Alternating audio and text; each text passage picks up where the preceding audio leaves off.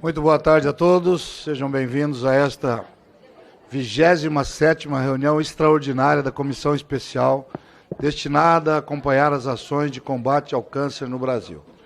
Antes de passarmos aos nossos convidados, eu gostaria de passar a palavra à deputada Flávia Moraes, deputada atuante nesta comissão, nas causas que nós temos nesta casa, e principalmente nesta casa de combate ao câncer, e sempre enriquecendo o nosso trabalho. Passo as palavras para suas considerações.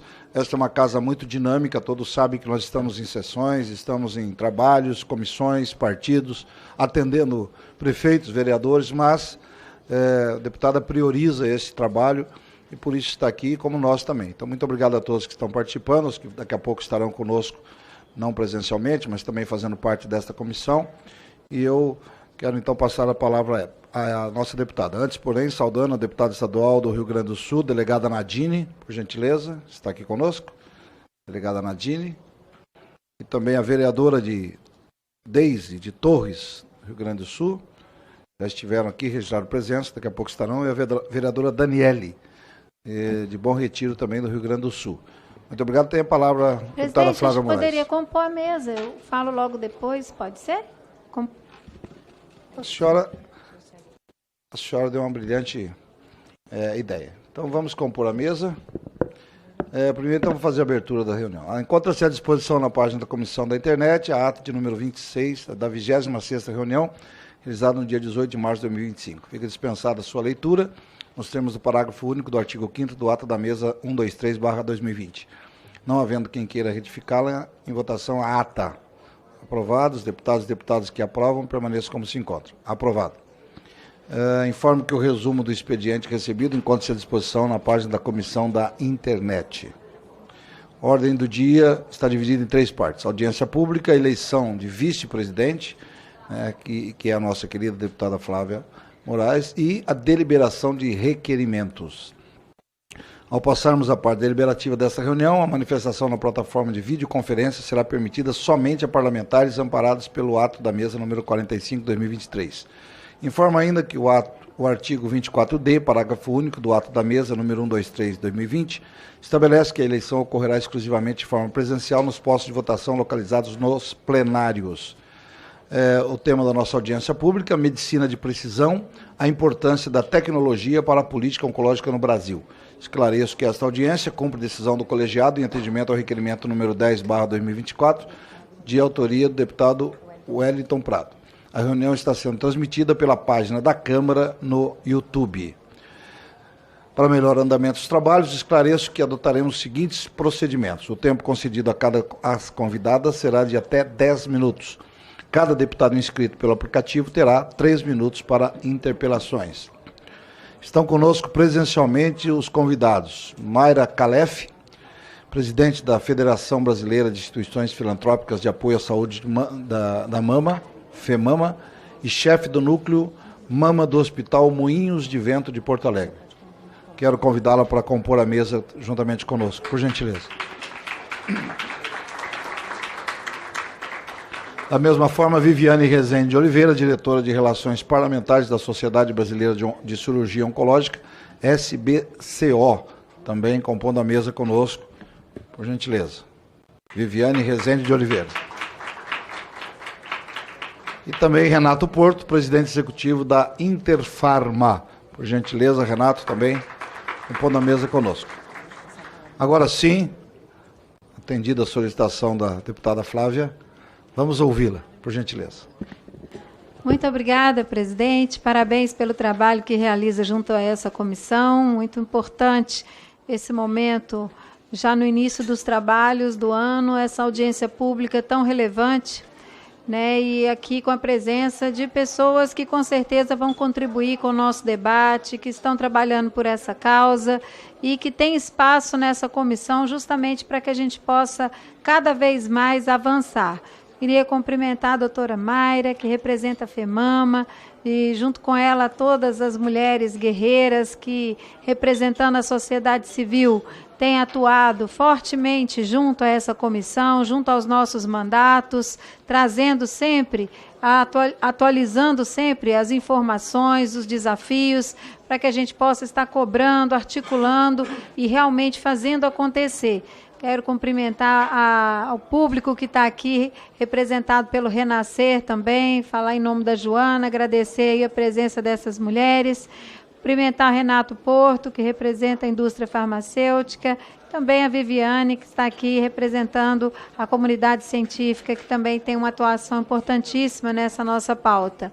Nós tivemos ontem participando do 12º Congresso do FEMAMA, com a presença das senadoras Leila e também da Zenaide Maia, de outras parlamentares, discutindo a importância de nós estarmos dando esse próximo passo, cada vez mais fortalecendo, abrindo espaço para o mapeamento genético, que é uma forma de direcionar, de prevenir o câncer de mama e que com certeza vai trazer resultados muito efetivos. Nós temos aí um prognóstico muito assustador em relação aos números que o INCA nos apresenta de novos casos de câncer para esse ano, mais de 600 mil novos casos.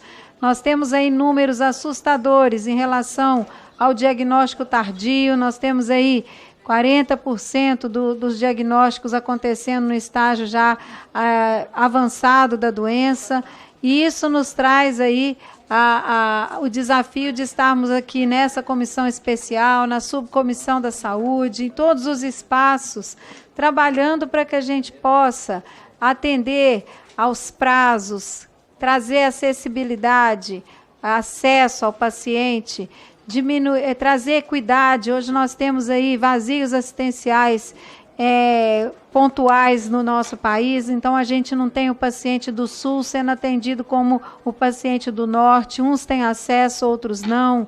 Nós precisamos aí de garantir, fortalecer a prevenção, né, de vários tipos de câncer. Muitas vezes a gente não tem ainda um resultado efetivo daquilo que era para ser já consumado aqui no nosso país. Hoje a gente sabe da importância da prevenção, quanto ela consegue trazer a possibilidade da cura, mais conforto para o paciente, menos custo para o SUS, e mesmo assim nós estamos com esses índices tão altos de diagnóstico tardio. Então, o que a gente precisa fazer? Busca ativa, disponibilizar, né, essa prevenção, trazer o paciente para fazer, oferecer, buscar esse paciente ou oferecer esses exames para que a gente possa realmente fazer acontecer. Enfim, são muitas questões que esbarram, algumas vezes na questão da gestão, mas muitas vezes também no orçamento, deputado. E essa comissão especial, é bom a gente deixar aqui público, deputado Wellington Prado, um guerreiro, que é o nosso presidente, e que tem vários projetos junto com outros parlamentares, doutor Frederico, a Silvia Cristina, nossa deputada, vários outros deputados, algumas propostas de grande relevância em relação à questão do financiamento da oncologia, né? Tanto na questão de trazer dinheiro novo, através do projeto que fala dos bitcoins, né, de trazer esse recurso para isso, criação de uma rubrica específica no Ministério da Saúde que consiga direcionar esses recursos e também dimensionar esses recursos que são utilizados para o câncer de forma bem específica para a oncologia, e também a possibilidade da vinculação de um percentual para os estados e municípios investindo, que traria um resultado efetivo em relação à questão da equidade, né? Se a gente tiver um investimento fixo, obrigatório em todos os entes federados, a gente consegue começar a pensar nessa equidade, em como a gente vai conseguir trazer um atendimento em todos os cantos do Brasil. Eu quero aqui desejar que essa tarde seja um ótimo dia de debates. Acho que aqui essa nova tecnologia, essa questão do mapeamento genético vai ser colocada, uma coisa ao mesmo tempo inovadora, mas ao mesmo tempo é uma solução importante que nós precisamos conhecer e garantir para que a gente esteja cada vez. Já tem alguns estados, inclusive Goiás, a gente já tem isso acontecendo e a gente quer que isso aconteça no Brasil inteiro também. Então aqui fica nossa luta, o nosso mandato à disposição dos nossos pacientes de câncer do Brasil. Obrigada, presidente. Muito obrigado, deputada Flávia Moraes, combativa deputada, sempre presente em todas as discussões do nosso Congresso, principalmente nessa questão da saúde e esse tema tão importante no combate ao câncer. Muito obrigado pela participação. Eu quero informar também que participarão por videoconferência os senhores Gélcio Luiz Quintela Mendes, coordenador de assistência do Instituto Nacional de Câncer, o INCA, representando também o Ministério da Saúde. Luiz Henrique de Lima Araújo, representante da Sociedade Brasileira de Oncologia Clínica, SBOC. Rosemar Macedo Souza Raal, tesoureira geral da Sociedade Brasileira de Mastologia, SBM. Henrique Lima Couto, representante da Sociedade Brasileira de Mastologia, SBM. E, antes de conceder a palavra aqui ao primeiro orador, né, primeiro expositor, quero também registrar a presença, né, da doutora Fabiana Caselato e da doutora Marina Silvestrin, que são representantes do Hospital da Mulher da Unicamp de Campinas, que tem realizado também um grande trabalho na área de combate ao câncer e atendimento, de uma forma geral, às mulheres, né, através do CAISME. Parabéns e muito obrigado pela presença de vocês. Vamos ouvir Mayra Calef, nossa querida presidente da Federação Brasileira de Instituições Filantrópicas de Apoio à Saúde da Mama, a FEMAMA, e também ela é chefe do Núcleo Mama do Hospital Moinhos de Vento de Porto Alegre. Tem a palavra por até 10 minutos, né, se assim o desejar. Seja muito bem-vindo e muito obrigado pela sua presença. E, claro, se precisar de um tempo extra, estamos aqui à disposição também. Muito obrigado. Muito obrigada. Eu estou realmente emocionada de ver essa plateia, todas as pessoas que também estão online, que atenderam o nosso pedido.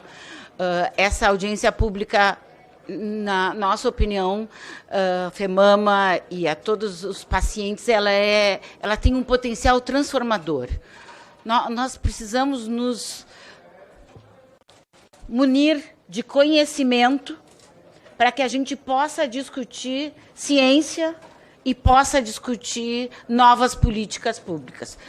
Ouvindo a deputada Flávia, agora há pouco, eu já vi que ela entendeu tudo. Ela entendeu que esse pode ser um caminho para que a gente otimize recursos, identifique quem precisa. Não é igual para todos, é igual para quem precisa. É ter a disponibilidade para quem precisa. Isso é equidade. Então, eu sou a Mayra Calef, que sou voluntária nessa causa. Faz 19 anos que a FEMAMA existe. E faz mais de 30 que o IMAMA existe, que é o Instituto da Mama do Rio Grande do Sul, da onde veio toda essa força, essa energia de que grupos de pacientes precisam ter voz. E eu estou aqui representando essa voz. E a gente quer muito que a medicina de precisão seja incorporada como uma tecnologia. Ela não é uma tecnologia nova, ela é uma tecnologia que pode salvar vidas. Porque cada pessoa que tem câncer, e está vendo que eu não estou falando de paciente com câncer, eu estou falando de cada pessoa que tem câncer, elas têm as suas próprias necessidades. E ela tem um tipo de tumor que é só dela. Por isso que o que a gente pratica, na maioria das vezes, é um tamanho único de tratamento para todos. E não pode ser mais assim. Será que não é por isso, Flávia, deputada Flávia, que a mortalidade não muda? Apesar de tudo que a gente vem fazendo? Meu Deus, a medicina do Brasil, ela é de ponta. Ela é uma das... A medicina que eu pratico, a medicina que as sociedades de mastologia, a SBOC, Colégio Brasileiro de Mastologia, todos têm convicção do que estão fazendo baseado em evidência. E está tudo aí para saber. Mas e por que a gente não tem esses protocolos eficazes no SUS? Por que não são cumpridos? Agora nós temos os PCDTs, o PCDT rosa, né, que foi tão batalhado. Mas será que ele está sendo implementado? Então, sem medicina de precisão, não vai funcionar e a gente não vai salvar vidas. Nós vamos ter diagnósticos mais precoces. Tomara, porque agora o planeta, inclusive a Organização Mundial da Saúde, graças a uma mobilização gaúcha, brasileira, América Latina, colocou a lei dos 60 dias lá. A Organização Mundial da Saúde, hoje, ela tem o Global Breast Cancer Initiative, que está lá. 60 dias deve ser o prazo para o mundo para poder salvar 2,5 milhões de mulheres por ano.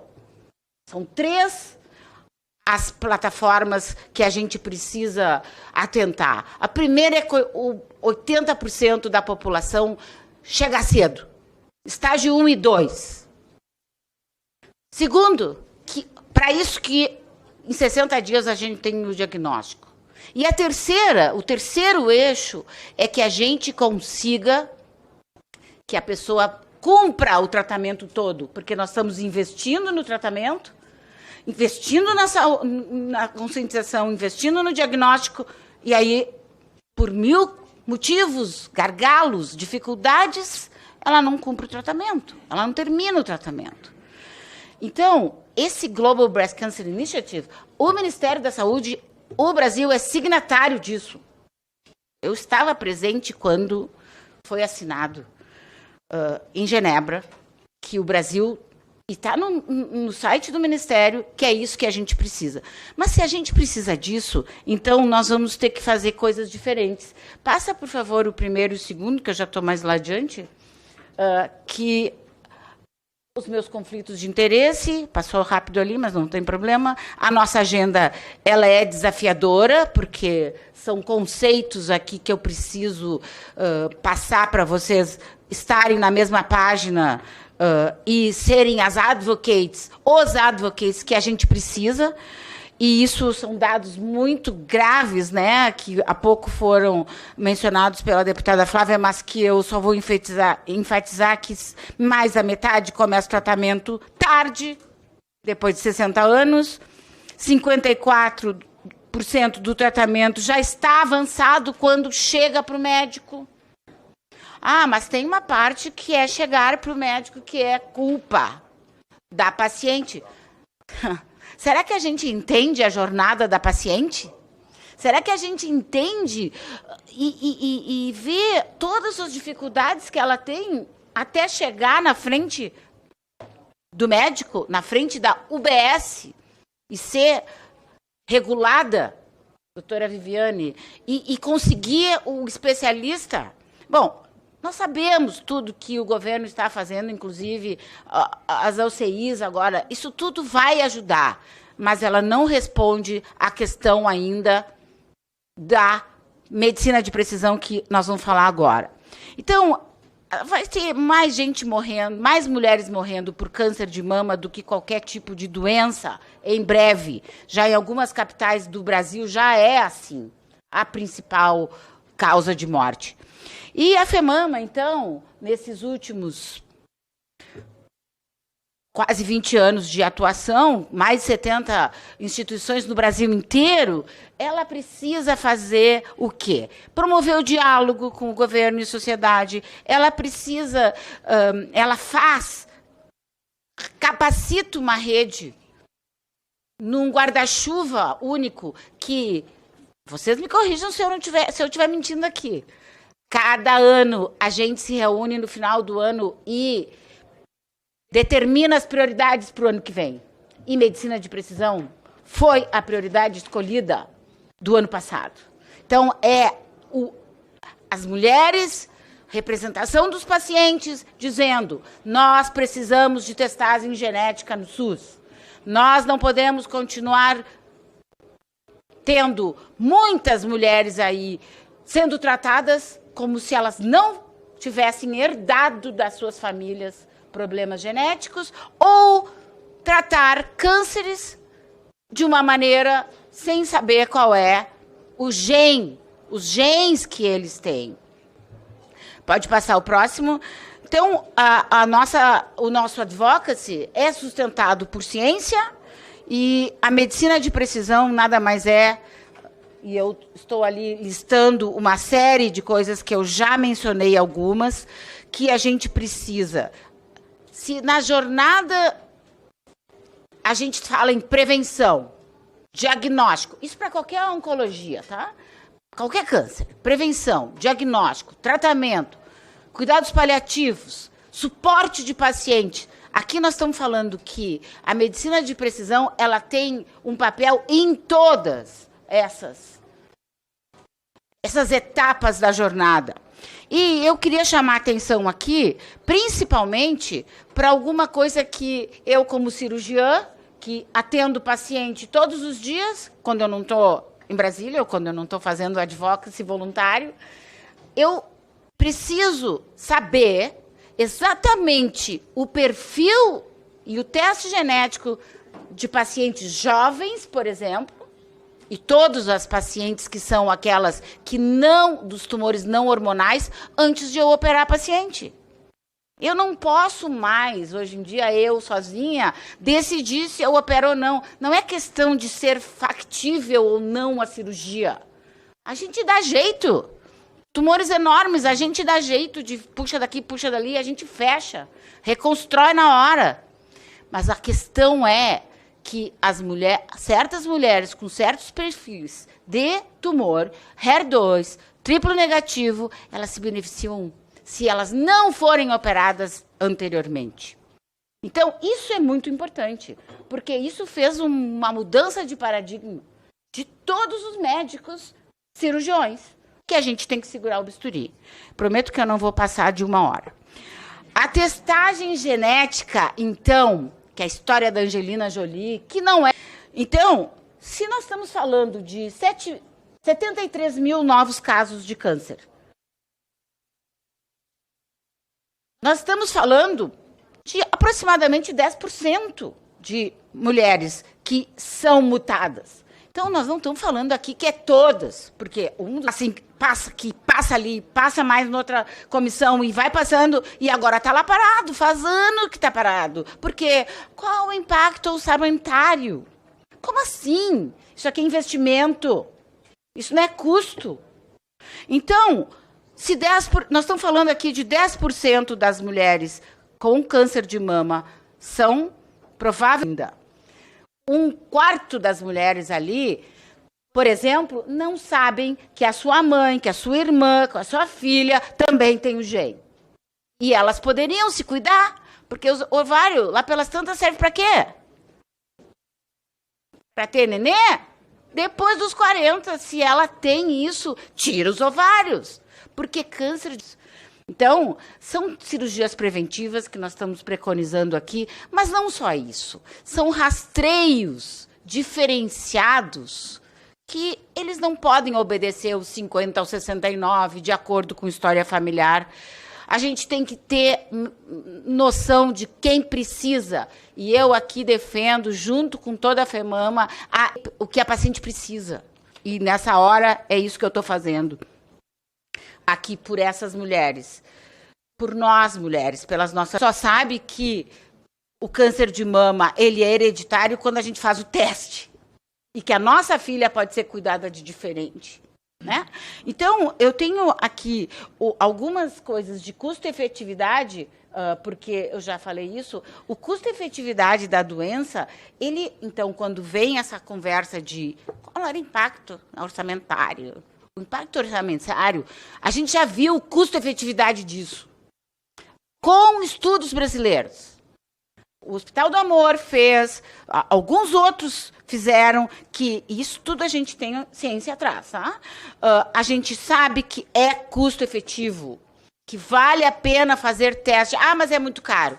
Gente, nós temos desafios, óbvio, que eu tenho alguns amigos que, sabe, perto que estão usando. Ah, mas não adianta as leis. Claro que adianta. Se não fosse a lei, até hoje não se falaria que nós precisamos de 60 dias para fazer o tratamento. Ah, mas não funciona. Mas ela tem que funcionar. Eu acredito em leis, sabe? Eu acredito em leis. Porque é aí que o advocacy vem. É direito da gente. É direito da população. E o que funciona na medicina de precisão no SUS, é que a gente poderia ter um diagnóstico mais assertivo, com tratamentos que não fossem, vamos dizer assim, da cabeça de quem está fazendo. Tem protocolos para isso. No PCDT não tem lá nada. O PCDT é novinho em folha. Não tem testagem genética. Então, eu acho que nós estamos aqui nos desafios, que é informação, é isso que nós estamos fazendo aqui. Eu queria que vocês saíssem daqui hoje sabidos que medicina de precisão não é, a gente chama na medicina, não é rocket science, não é medicina de foguete. Medicina de precisão está aqui, já se faz isso desde 2014 na ANS. Nos convênios. Meu Deus, como que a gente vai conseguir fazer com que as brasileiras tenham pelo menos uma equidade mínima? Então, 2014, a gente está 11 anos atrasado aí em relação às brasileiras, que são 75%, em alguns lugares 90% da população. Então, as perspectivas, nós precisamos registrar dados, nós precisamos fazer com que isso a gente tenha um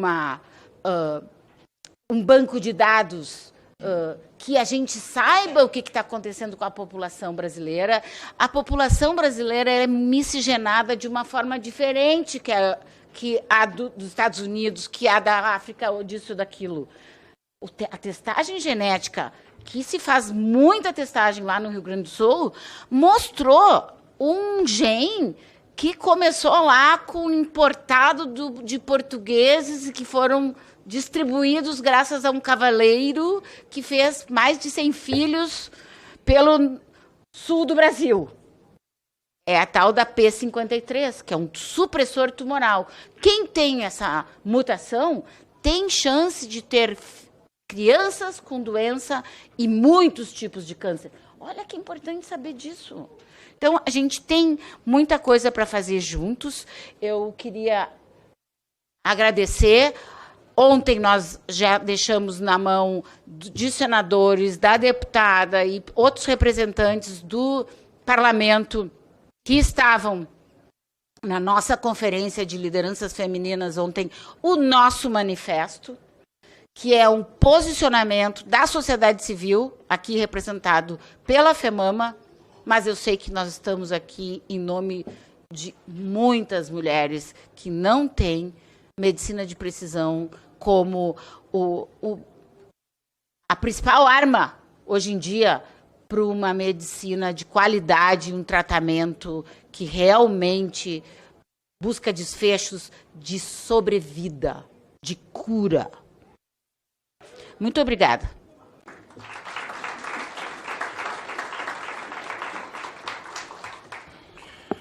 Agradecemos a nossa querida doutora Mayra. Realmente, enquanto você falava, passa alguns filmes na nossa memória, né? Eu perdi minha mãe com 13 para 14 anos, um câncer de útero, né? Nós fomos para uma cidade grande, porque a cidade pequena não tinha como cuidar, lá do interior do estado de São Paulo. Fomos, então, para uma cidade maior. Infelizmente, o estágio já era avançado. E na ideia de um menino de 13 para 14 anos, eu fiz um propósito.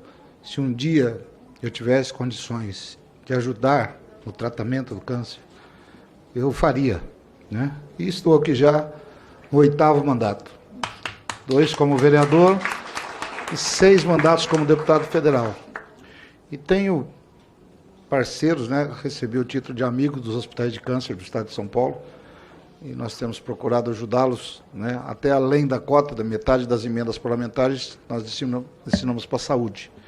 Nós temos tentado no nosso estado e temos conseguido, né, investir em muitos projetos de combate ao câncer, né? Citou aí alguns hospitais que também somos parceiros. E importante, que você acabou de dizer, muito importante, desse trabalho preventivo, desta aplicação da genética, para que a gente tenha realmente a possibilidade de combater até antes do acontecido. Então, muito obrigado mesmo pela sua brilhante exposição que nos faz, agradecendo a doutora Mayra, ela que é presidente da Federação Brasileira das Instituições Filantrópicas de Apoio à Saúde de Mama, do FEMAMA. né? Nós estamos conosco. Antes do próximo orador, registrar a presença do nosso vereador Marcos Machado, da cidade de Criciúma. Combativo vereador, sempre também nas causas da saúde, combate ao câncer. Seja muito bem-vindo. Vossa Excelência abrilhanta ainda mais a nossa audiência pública. Vamos ouvir nosso querido Gelcio Luiz Quintela Mendes, ele que é coordenador de assistência do Instituto Nacional do Câncer, do INCA, e representando também a Secretaria de Atenção Especializada à Saúde, SAS, do Ministério da Saúde. Ele vai nos falar remotamente. Vamos ouvi-lo com muita atenção. Doutor Gelcio, a palavra é sua. Obrigado, deputado. Boa tarde a todas e todos. É com um grande prazer que a gente está aqui do INCA participando dessa audiência. Esse é um tema que muito interessa a nós todos. É um prazer anotar aqui, encontrar nessa audiência remotamente alguns colegas nossos aqui, o doutor Luiz Augusto, a doutora Viviane, né?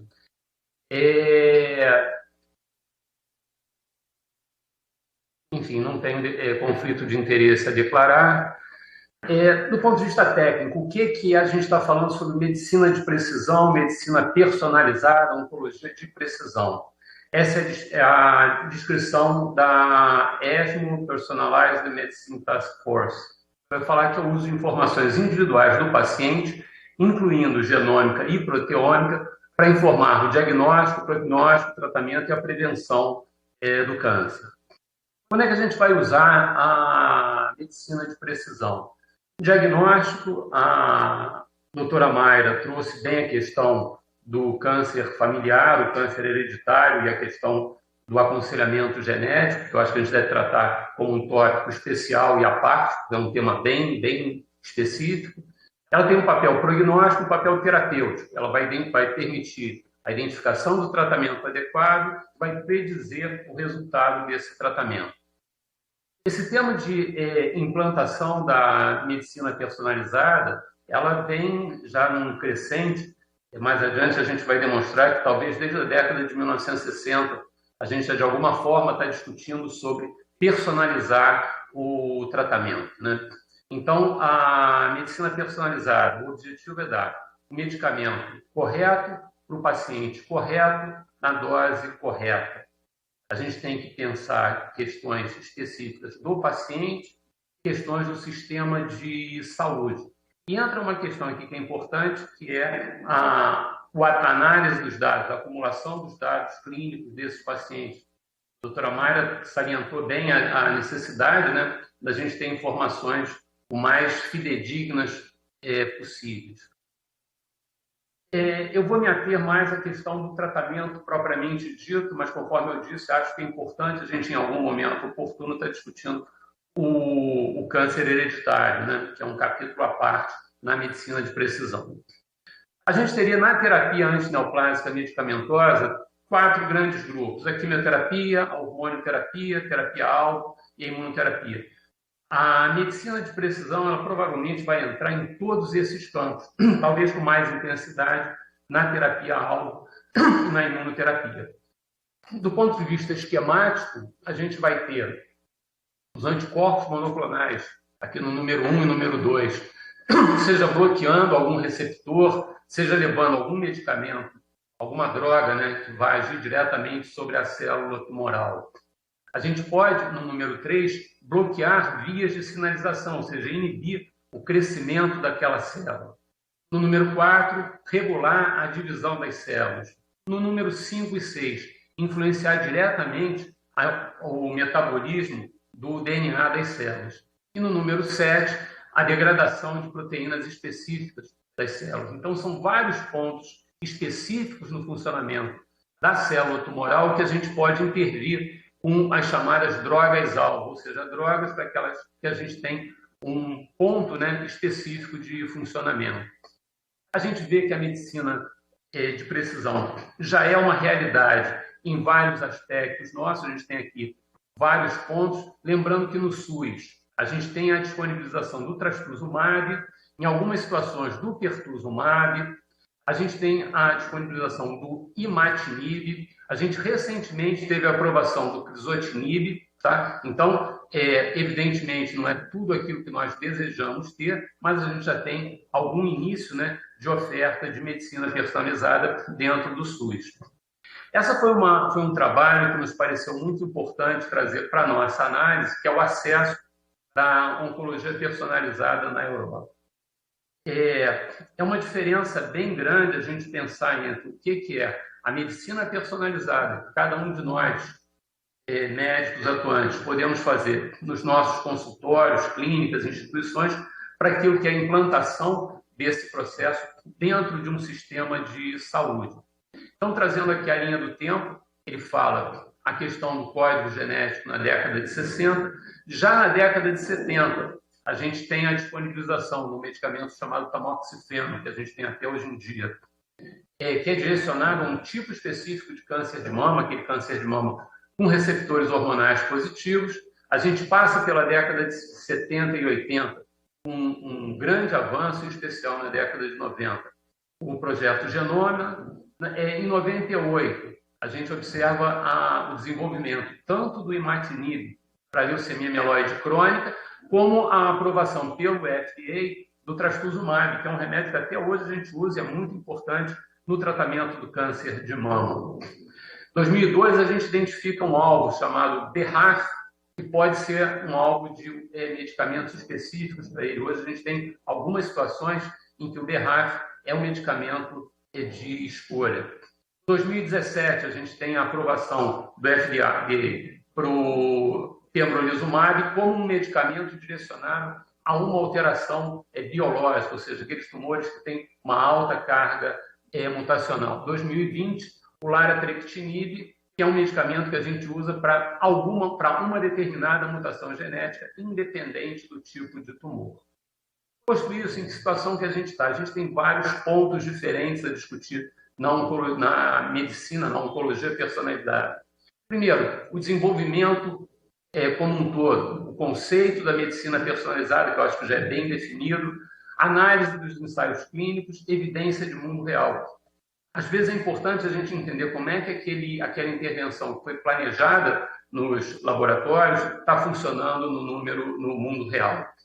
Biomarcadores é outro conceito importante. Da mesma forma que a gente tem que pensar no medicamento, a gente tem a questão do biomarcador. Se é um tratamento que ele é direcionado a uma determinada alteração genética, a uma determinada proteína, de que forma que a gente vai pesquisar, né? De que forma que a gente vai encontrar essa alteração genética. Avaliação de tecnologia em saúde sempre é importante. Será que essa intervenção que a gente está propondo ela efetivamente é benéfica? Qual que é o tamanho desse benefício? Acesso. A doutora Mayra trouxe com muita propriedade a questão de vários cenários diferentes que a gente tem na nossa realidade. Desde a realidade do paciente usuário do SUS, que vai estar aí os nossos 75% da população brasileira como um todo, aqueles que têm acesso à saúde suplementar e aqueles que, dentro da saúde suplementar, conseguem pagar os testes mais caros. Qual que é o desfecho desses pacientes? E, por fim, o envolvimento das partes, que é isso que a gente está fazendo agora. Esse diagrama, que está aqui à direita do vídeo, ele mostra que é uma realidade dentro da medicina. A cada ano que passa, a gente só vê aumentar o número de publicações relativos à medicina de precisão. Então, isso é uma questão que para a gente está muito claro. Tá? E essa é uma publicação também agora recente, 2024, que fala sobre a implantação da medicina de precisão na Suécia. E ele traz várias questões. A questão dos centros de referência. Centro de referência é uma coisa importante. Provavelmente a medicina de precisão, a oncologia de precisão, vai ter uma aplicação maior dentro de grandes centros. Ou esses grandes centros fazendo chamados tumor board, que seria uma reunião para informar e discutir o caso com os demais colegas e avaliar a implantação. Essa foi uma outra publicação que chamou muita atenção da gente, que foi a medicina de precisão nos Estados Unidos no câncer de pulmão. O que isso traz para a gente? Que não é um processo simples. A gente observa que de 1.000 pacientes hipotéticos que inicialmente poderiam ser avaliados, só 356, no final das contas, tiveram algum benefício para a decisão clínica. Por quê? A gente tem questões sobre a realização da biópsia. Nota que isso é um problema que a gente tem no nosso meio, um problema no SUS. Tanto que uma das grandes iniciativas nossas, né, dentro do SUS, é a questão da OCI, da oferta de cuidado integrado, como uma forma de ofertar a biópsia. A coleta da amostra, isso não é tão trivial assim. Tem uma questão de cuidado na coleta da amostra, a gente tem questão de patologia. O patologista é um profissional que está cada vez mais difícil da gente encontrar no mercado. Tem a questão do teste molecular propriamente dito, qual que é o desempenho desse teste. O relato do teste molecular, como é que isso chega para o clínico que está atendendo o paciente no dia a dia. E, por fim, a possibilidade desse clínico ajustar o tratamento de acordo com o teste molecular. A ESMO, né, a Sociedade de Oncologia Médica Europeia, tenta articular qual que é a forma, qual que é o score que a gente usa para o uso do teste molecular. Então, esse diagrama que está aqui à nossa direita vai falar de chamados testes agnósticos, ou seja, uma vez que você encontrou aquela mutação, aquela alteração molecular, o medicamento está disponível. Então, o que é mais badalado é esse primeiro, o N-TRK, né, os inibidores de TRK, que efetivamente trazem grande benefício. Isso já foi avaliado pela Conitec, naquela ocasião não pareceu ser uma boa ideia implantar. Esse tanto de diagramas que eu apresento, né, na verdade, eles trazem testes específicos para cada tipo de tumor. Entretanto, geralmente sendo utilizados na doença avançada. A gente tem uma utilização bem mais pontual na doença inicial, no tratamento adjuvante do câncer. Onde é que a gente está aqui no Brasil? Gastos em saúde. A gente observa um gasto crescente mais intenso na área da quimioterapia. Esses são exclusivamente os dados de APAC e AIH. Existe todo um gasto no SUS, que é o gasto dos municípios, dos estados, gastos indiretos com oncologia. Mas, pelo que está apresentado de gasto direto, a gente já está falando em alguma coisa para além de 3 bilhões de reais. Então, esse é um orçamento assim, expressivo, né? E que a gente tem que pensar como é que a gente vai conseguir novas formas de financiamento. Formação e oferta de patologista. A gente tem uma deficiência de patologistas, isso é real, tanto no Brasil quanto em grande parte dos países que a gente vai falar do hemisfério sul, tá? Chamado sul global. Financiamento da patologia molecular.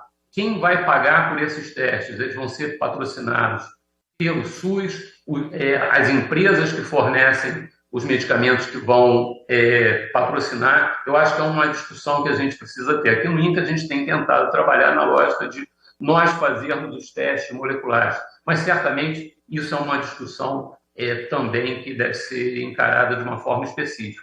E, por fim, incorporação de medicamento. O que a gente vai ter hoje disponível no SUS em larga escala, com financiamento dentro da tabela SUS, vai ser a imunistoquímica. Então, tem a imunistoquímica para marcador tumoral, para os receptores hormonais no câncer de mama, e a imunistoquímica como um todo. Não é muita coisa, mas certamente já contribui para a gente. O que a gente tem no nosso dia a dia de medicamento aprovado pela Conitec, cujo uso é baseado em exames moleculares? Então, é essa lista que vocês podem perceber. É uma lista que ela vem crescendo nos últimos tempos, mas eu reconheço que é uma lista que efetivamente precisa crescer. A gente espera que essa lista possa crescer e a gente possa ter novos medicamentos ou mais medicamentos disponíveis. Onde é que então vai estar a oncologia de precisão? Aplicada em tumores, né, do ponto de vista de tratamento. Geralmente em fase avançada, é um tratamento, no mais das vezes, com pouca expectativa de cura, mas que efetivamente melhora os resultados. A gente não deve acreditar que não tem melhora. Não tem melhora, é uma melhora incremental. Complexidade dos testes moleculares. Infraestrutura laboratorial fora dos grandes centros a gente não tem, então efetivamente precisa se pensar em redes, né, de laboratórios que possam fazer esses testes. São testes que não são baratos e existe uma indefinição sobre o financiamento desses testes. Utilização de medicamento de alto custo, sempre levando em conta a avaliação de tecnologias em saúde, e uma preocupação que a gente tem, que é o chamado uso fora de bula, o uso off-label, que eventualmente pode acontecer com a medicina de precisão, e a gente tem que entender de que forma que a gente vai encarar. Se a pergunta é, isso está previsto no marco legal? Tá? A gente tem a Política Nacional de Prevenção e Controle do Câncer, que no artigo 7º, nos 2 primeiros incisos, vão estar falando sobre incorporação e uso de tecnologia baseada em avaliação de tecnologia em saúde e utilização de alternativa terapêutica mais precisa e menos invasiva. Então, eu acho que a medicina de precisão está bem localizada nesse artigo, né?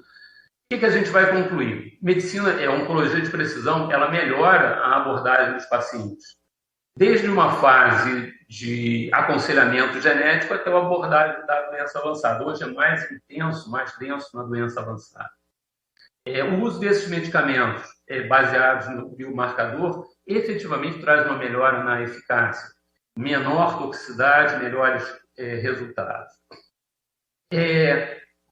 Custo do tratamento. A questão do custo a gente tem que trazer sim, porque só para a gente ter uma noção, a proposta da incorporação do inibidor de ciclina tem um impacto que é mais ou menos 1/4 do tratamento do custo de oncologia no SUS. Então, discutir custo é uma coisa que a gente vai ter que estar preparado, sim.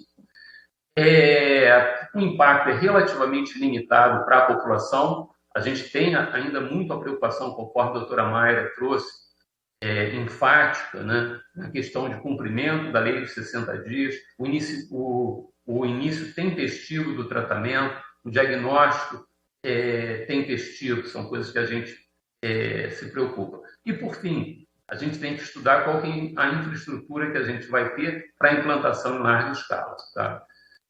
Era isso que eu tinha a trazer para vocês, para reflexão. Tá? Obrigado pela oportunidade.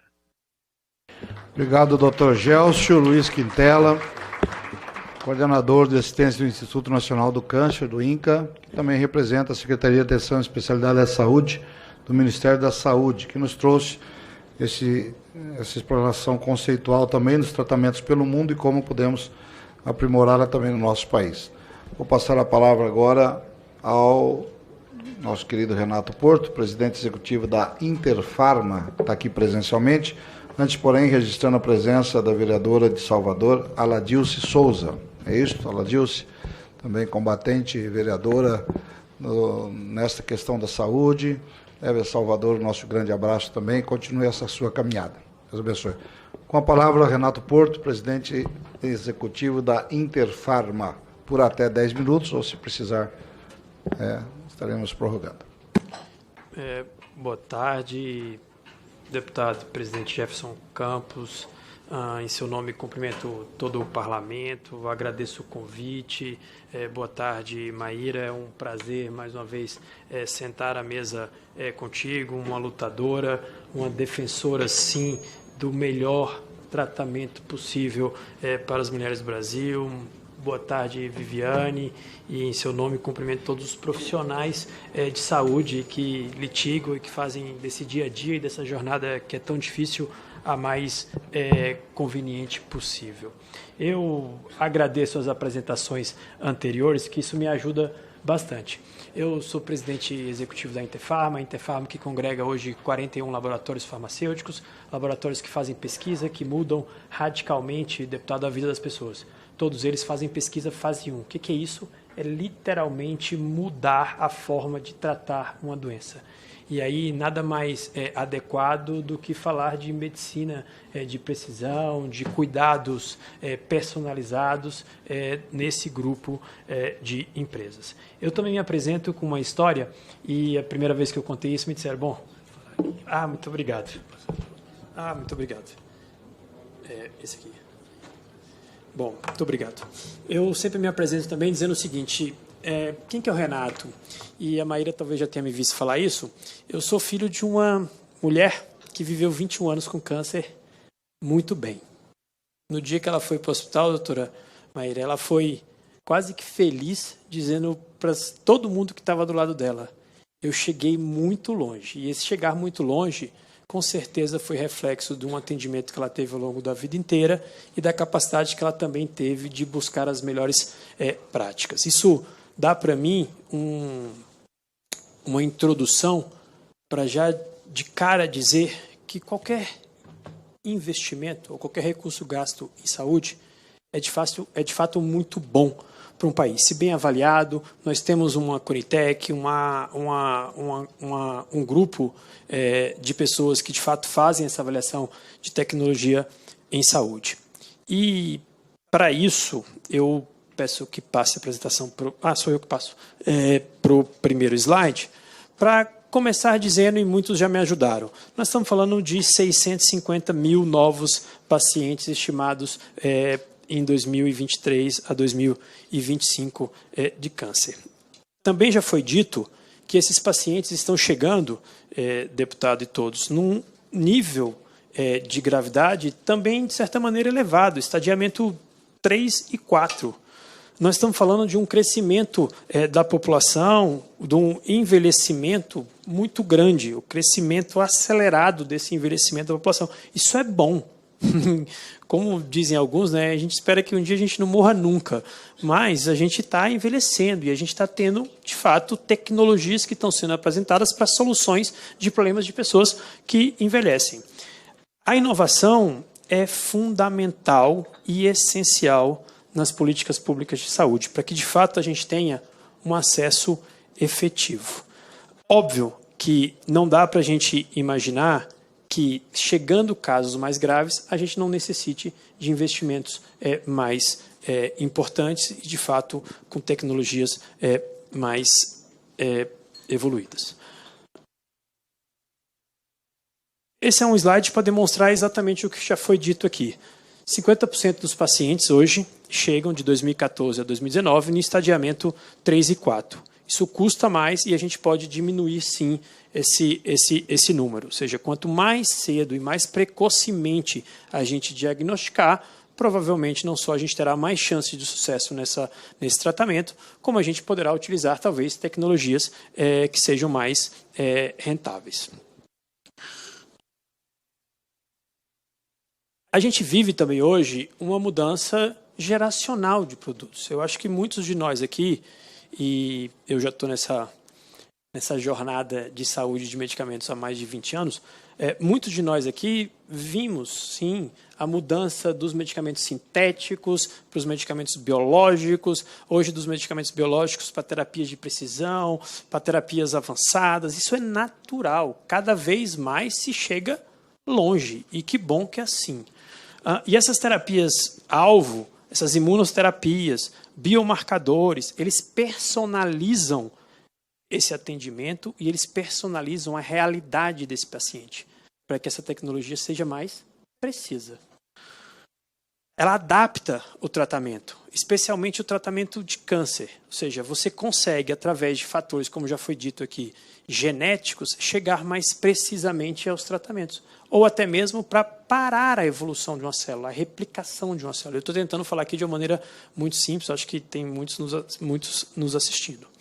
Quais são esses benefícios? Nós estamos falando da identificação e individualização do alto risco desse paciente. Quanto mais rápido eu souber, doutora Maria, se esse paciente é um paciente de alto risco, mais adequadamente eu chego à medicina de precisão. A gente está falando de escolher o melhor tratamento, de entender e de compreender a composição de um câncer e fazer esse match, como dizem os mais novos, com as moléculas, porque cada vez essa molécula vem mais precisa. Então, quanto mais rápido eu fizer isso e quanto mais adequadamente eu fizer isso, melhor será para o nosso paciente. A previsão de uma resposta ao tratamento, ela também depende não só do alvo dele, mas também dos eventos adversos. Quais são os efeitos colaterais? A gente viveu também, e eu lembro da minha mãe, o que era o tratamento oncológico há talvez décadas atrás. Não vou falar mais anos, porque são décadas. Era muito difícil, era um tratamento que rememora a gente a coisas muito, muito duras. Não é mais assim hoje. Não é mais assim. Graças a Deus que não é mais assim. E isso faz com que a gente tenha respostas também a tratamentos mais confortáveis, mais convenientes, mais precisos. não é só o paciente que sofre, como já foi dito aqui, todo mundo que está ali tem um custo. E aqui, deputado e todos, também abro um parênteses para dizer que um outro estudo que nós fizemos diz o seguinte, um estudo feito pela WIFOR, uma das maiores consultorias de saúde do mundo, junto com Harvard, junto com uma pessoa bastante conhecida no Brasil aqui, que é seguida, uma economista, a Mariana Mazzucato e vários outros, que diz o seguinte, em 4 anos, 2018 a 2022, não tratar adequadamente 7 doenças, deputado, trouxe um prejuízo ao PIB brasileiro da ordem de 350 bilhões de dólares. 7 doenças, de cefaleia a um tipo de câncer. O que nós estamos falando? Nós estamos falando de um custo de alguns milhões para investir no tratamento oncológico ou de alguns bilhões para o setor, para o Ministério da Saúde, para atender o nosso cidadão? Ou nós estamos falando de um não investimento da ordem de 350 bilhões de dólares? E esse tratamento, deputado, dessas 7 doenças, trouxe um atrito no sistema, ou seja, um desperdício ao sistema da ordem de 72 bilhões de dólares em 4 anos. Se a gente fizer uma multiplicação, isso dá vários orçamentos do Ministério da Saúde, só de atrito no sistema. Esse estudo foi feito colocando o Brasil como foco, entre outros países. Então, isso tudo para fechar esse slide, para dizer o seguinte, a medicina de precisão é investimento, doutora Maíra. É investimento, e tem sim estudos que provam o custo-efetividade. Aqui eu também preciso dizer, deputado, que a gente fala, às vezes, das coisas muito avançadas, mas a gente tem um desafio de incorporação ainda passado. Nós estamos falando de uma incorporação dos medicamentos que estão disponíveis, e esse estudo é de 2024 a 2013. Nós estamos falando que o Brasil só incorporou 4% dos medicamentos disponíveis. Nós estamos perdendo, deputado, para a Colômbia, que incorporou colocar à disposição do seu paciente, seja no público ou no privado, o Brasil tem esses 2 temas. A Colômbia, que incorporou 40%. O México, que incorporou 34%. A média da América Latina é 30%. E o Brasil incorporou só 4%.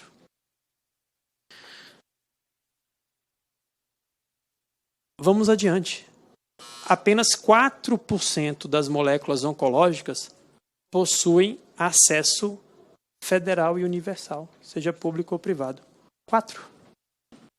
Nós estamos falando que as moléculas oncológicas demoram, em média, 3 anos para estar à disposição no Brasil.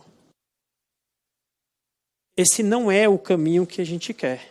Então, eu vejo todo dia colegas nossos, como a Luciana Holtz, como a Marlene, a gente falando dia a dia que essa incorporação precisa ser mais rápida.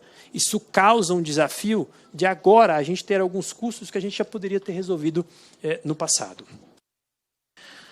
E aqui um slide também para demonstrar claramente o subfinanciamento. 10% do orçamento é colocado para o investimento em assistência, para todas essas tecnologias. Não é só para a oncologia, Maíra, é para tudo. Isso não dá mais. A gente precisa se preocupar com esse aumento do financiamento da saúde. Eu vou ao Ministério da Saúde e todos nos dizem, eu preciso evoluir em muitas coisas, mas eu também vou precisar evoluir no orçamento.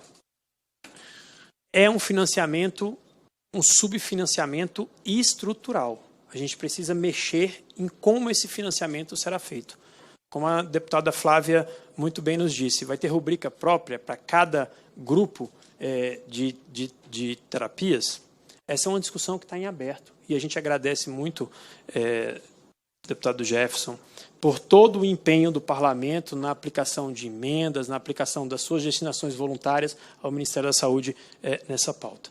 Há uma defasagem também do modelo atual, o modelo de APAC é incompatível com a medicina de precisão, apenas 3 classes de medicamentos possuem compras centralizadas, esse fluxo não entrega, de fato, medicamentos incorporados para a população.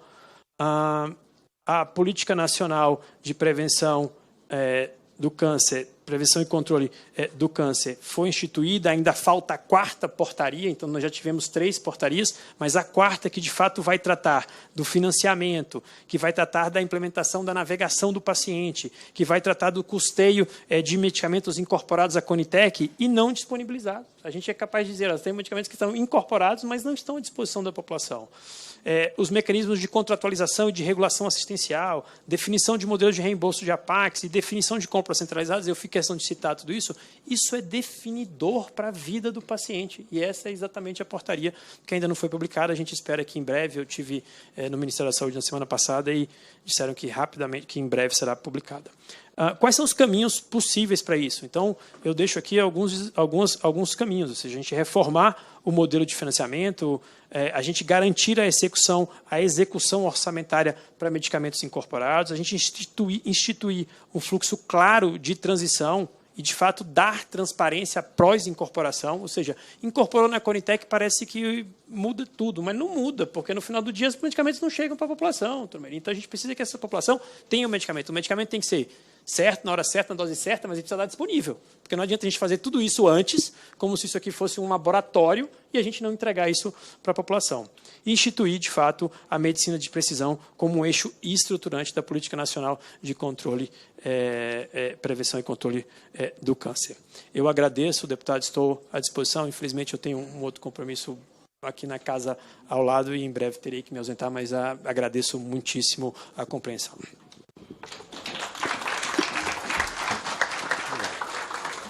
Obrigado, doutor Renato Porto, presidente executivo da Interfarma, que traz essa colaboração quanto à verdade que nós também lutamos. Né? Não adianta ter a indicação se não há disponibilidade tanto para o medicamento e o investimento, né, na tecnologia, na alta precisão, que realmente precisa, dentro do contexto, né, orçamentário, melhorar e muito. Mas muito obrigado, Vossa Excelência contribuiu, Vossa Senhoria contribuiu muito para o debate nesta casa. E fique à vontade, se precisar, sabemos dos seus compromissos também.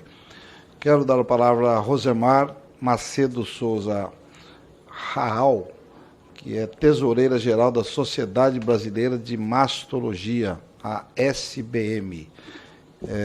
Está remotamente, mas gostaria que a gente também ouvisse com muita atenção. A palavra é sua, doutora.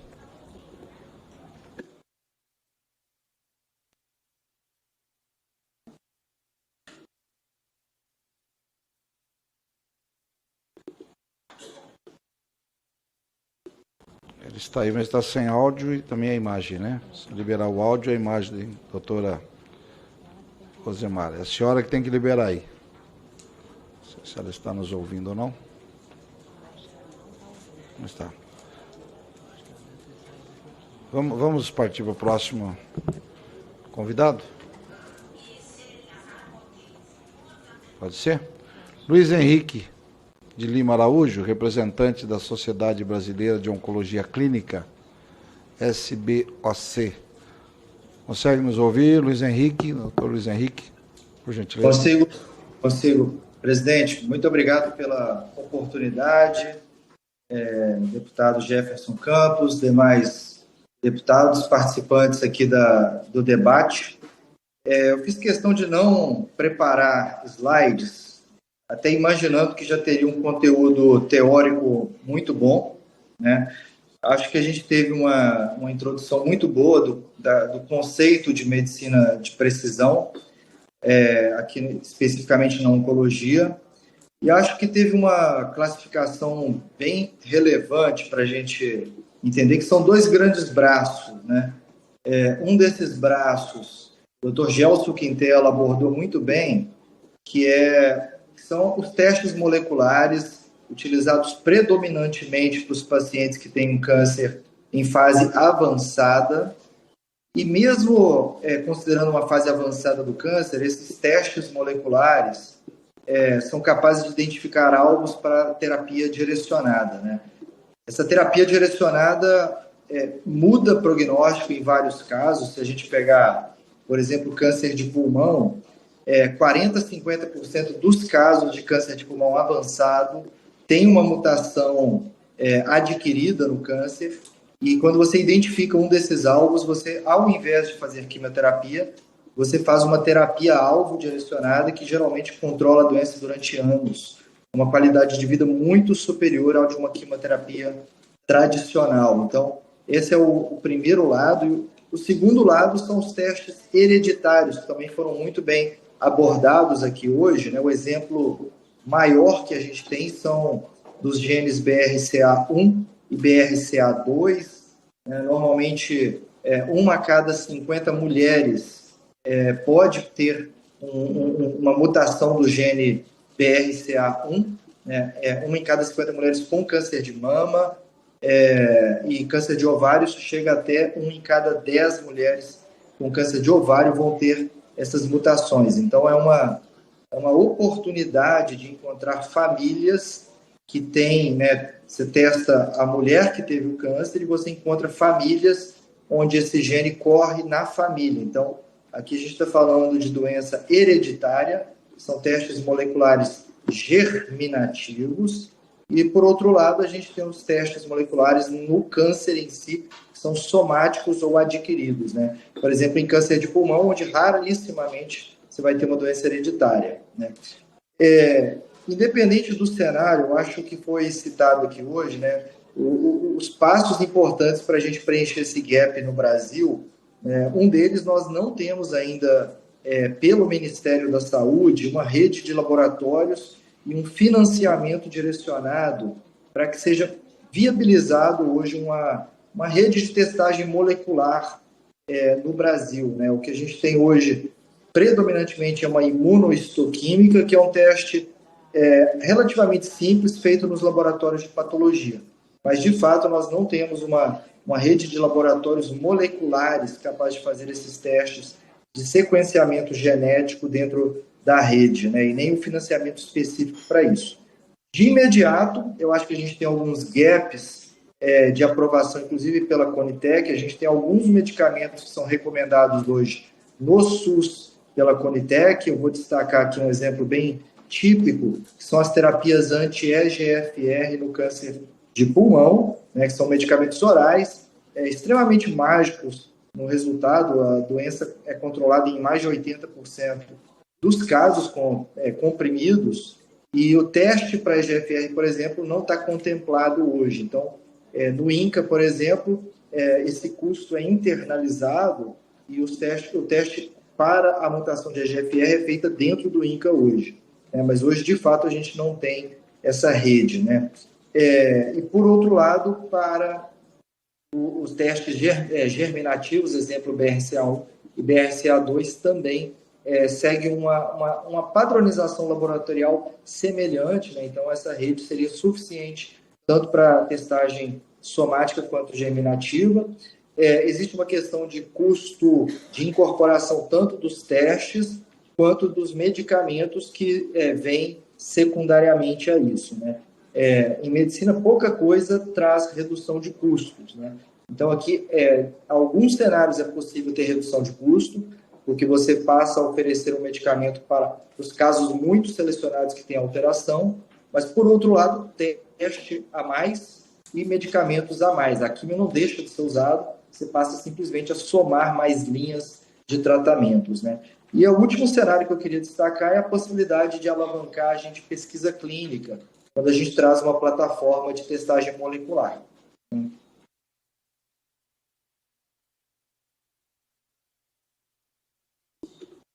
O senhor está sem som, doutor.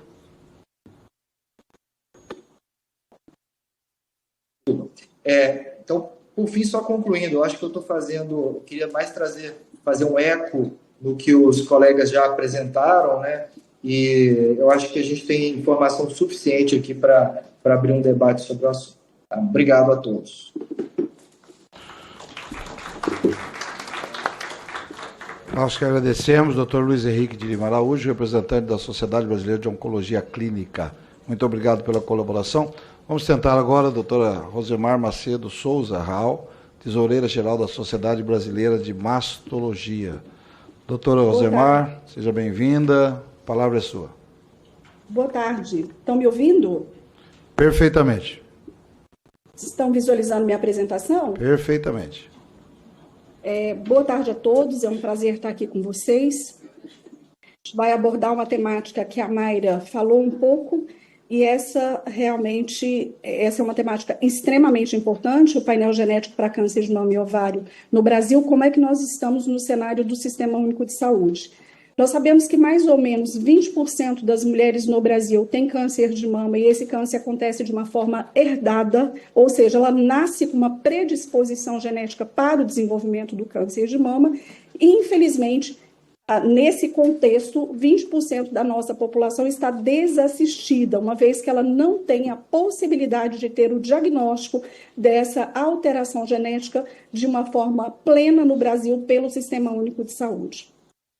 Qual a nossa preocupação em identificar essa mulher, esses 20% de pacientes que desenvolvem câncer de mama, que esse câncer vem em decorrência de uma herança?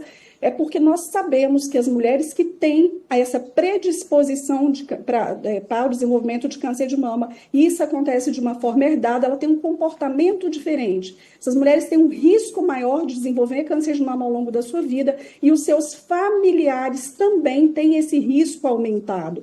Então, eu detectando uma mulher que tem uma predisposição genética, eu consigo avaliar os seus familiares e impedir que os familiares sigam na mesma sequência dessa mulher, desenvolvendo um câncer de mama ou outros órgãos, porque as predisposições genéticas, como, por exemplo, o BRCA, que é a que tem maior prevalência entre as predisposições genéticas, aumentam o risco também para próstata, para ovário, para vias biliares, estômago, esôfago. Então, descobrir esse nicho de mulheres na população, você pode estabelecer estratégias para evitar que essa pessoa seja diagnosticada tardiamente com algum desses cânceres, e o que tem mais prevalência é o câncer de mama.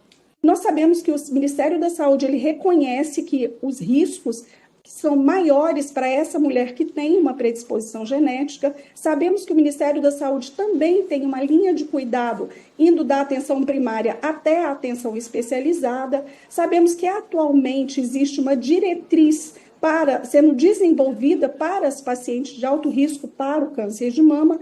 Entretanto, se nós não temos a testagem genética, de nada adianta toda essa estrutura do SUS, porque nós não vamos conseguir descobrir essa população e dar a oportunidade para que essas mulheres não venham a desenvolver um câncer ou serem diagnosticadas em uma forma avançada. Hoje nós temos 6 unidades da federação que possuem lei no Brasil que dá acesso à testagem para câncer de mama e ovário. Por exemplo, no Distrito Federal, onde nós temos essa lei, nós já temos uma estrutura em andamento, ainda numa fase inicial, mas nós já temos uma estrutura em andamento, inclusive com contratação de geneticista, com ambulatório de oncogenética estruturado, mas ainda numa fase inicial. Minas, ainda também numa fase de implementação, somente com a lei aprovada, entretanto, sem uma estrutura ainda sendo realizada para acesso ao painel genético. E no Rio de Janeiro já temos no INCA também o start desse processo, algumas mulheres tendo acesso pelo INCA, e esse exame sendo realizado na Fiocruz. Então, é uma outra unidade da federação, onde nós também temos o início, uma fase bem embrionária ainda de acesso ao painel genético para câncer de mama e ovário. Amazonas também tem lei, mas infelizmente não tem ainda uma estrutura em andamento, e o mesmo acontecendo com Piauí e Rio de Janeiro. Goiás, então, sai à frente como sendo o primeiro estado que disponibiliza o câncer de mama e ovário, a avaliação genética para câncer de mama e ovário herdado de uma forma estruturada para todo o estado. Isso tem início em uma reunião em abril de 2023, com todos os serviços que tratam câncer no nosso estado. Criamos um grupo de trabalho, a reitora da nossa universidade levou até a Secretaria Estadual de Saúde a possibilidade de um contrato de parceria, onde a universidade tem a estrutura, o maquinário para a realização do painel, e a Secretaria Estadual de Saúde seria responsável pela compra dos kits, pelos insumos. Esse contrato de parceria foi assinado e a gente tem início o projeto, então. Aqui, no item 4, nosso governador assinando esse projeto de parceria, juntamente com a reitora da Universidade Federal de Goiás, e a gente tem, então, estruturado para todo o estado a realização do painel.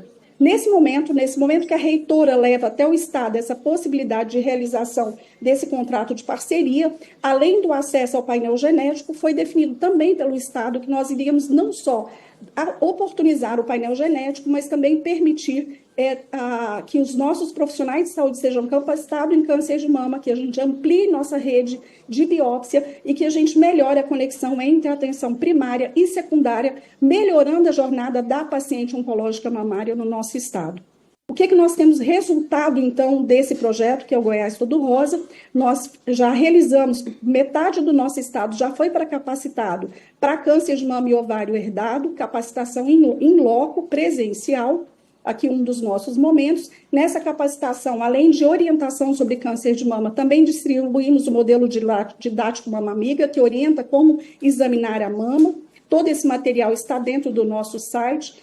No nosso site temos 29 vídeos que podem nutrir toda a população do Sistema Único de Saúde, médico, enfermeiro, agente comunitário, com informações das mais vastas a respeito de câncer de mama. Capacitamos também os profissionais mastologistas e oncologistas, orientando com relação à lei que Goiás tem para acesso ao painel e todo o fluxo para o acesso ao painel de câncer de mama e ovário herdado. E, finalmente, os nossos resultados. Temos 308 pacientes já testadas, um percentual de 30% de positividade entre as goianas. Todo o fluxo para acesso dessa paciente no sistema, desde a suspeição de ser uma paciente com uma possível paciente portadora de uma mutação, até a realização do painel e até as cirurgias profiláticas, todo o fluxo já foi estabelecido e está pronto dentro do nosso sistema de saúde pela Secretaria Estadual de Saúde. Essas são as nossas instituições parceiras: Secretaria Estadual, Apoio Institucional da Sociedade Brasileira de Mastologia, Fundação de Apoio à Pesquisa do UFG, FUNAP também, que é onde faz a parte administrativa financeira do projeto, Sociedade Goiana de Ginecologia e Obstetrícia, que nos ajuda muito também na parte financeira do projeto, Sociedade Brasileira de Mastologia Regional Goiás, o UFG, e o nosso Centro de Genética, Conselho Federal de Medicina, como sendo uma das instituições apoiadoras. Tivemos apoio da indústria farmacêutica nesse projeto. Apresentamos os nossos resultados no CONAS. Do ponto de vista de Ministério da Saúde, em maio de 2024, foi desenvolvido, junto com a FEMAMA e essas outras sociedades aqui listadas no alto do slide, um documento chamado Policy Paper, mostrando todo o fluxo que deveria apoiar o Ministério para a implementação do painel genético, e em junho de 2024 nós entregamos esse documento na CGCAM, e agora, há uma semana, novamente estivemos junto com o Dr. José Barreto, com a participação do Dr. Tufi, presidente da Sociedade Brasileira de Mastologia, com o Dr. Cristiano, representando a SBOC, e Dr. Henrique e eu fomos os responsáveis pelo desenvolvimento de um estudo de custo-efetividade que mostra para o Ministério que esse é uma estratégia que é custo-efetiva e, inclusive, já submetemos à Conitec. A Fiocruz tem uma estrutura pronta para receber esse painel genético, então não justifica a gente dizer que nós não temos estrutura para a realização do painel. Esse foi um legado que veio da Covid, então a Fiocruz, e nós colocamos isso nesse estudo de custo-efetividade, que a Fiocruz consegue realizar painel genético para toda a população brasileira. Todo o fluxo estabelecido, como eu disse, e além de toda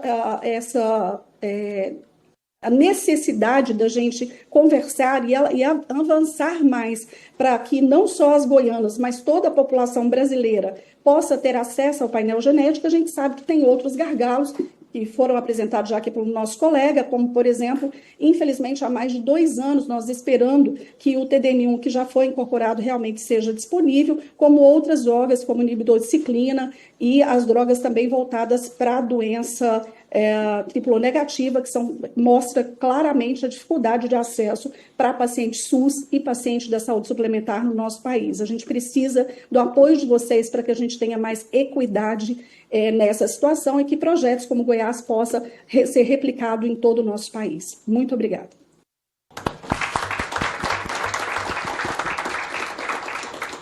Muitíssimo obrigado pela brilhante explanação, doutora Rosemar Macedo Souza, que é tesoureira-geral da Sociedade Brasileira de Mastologia.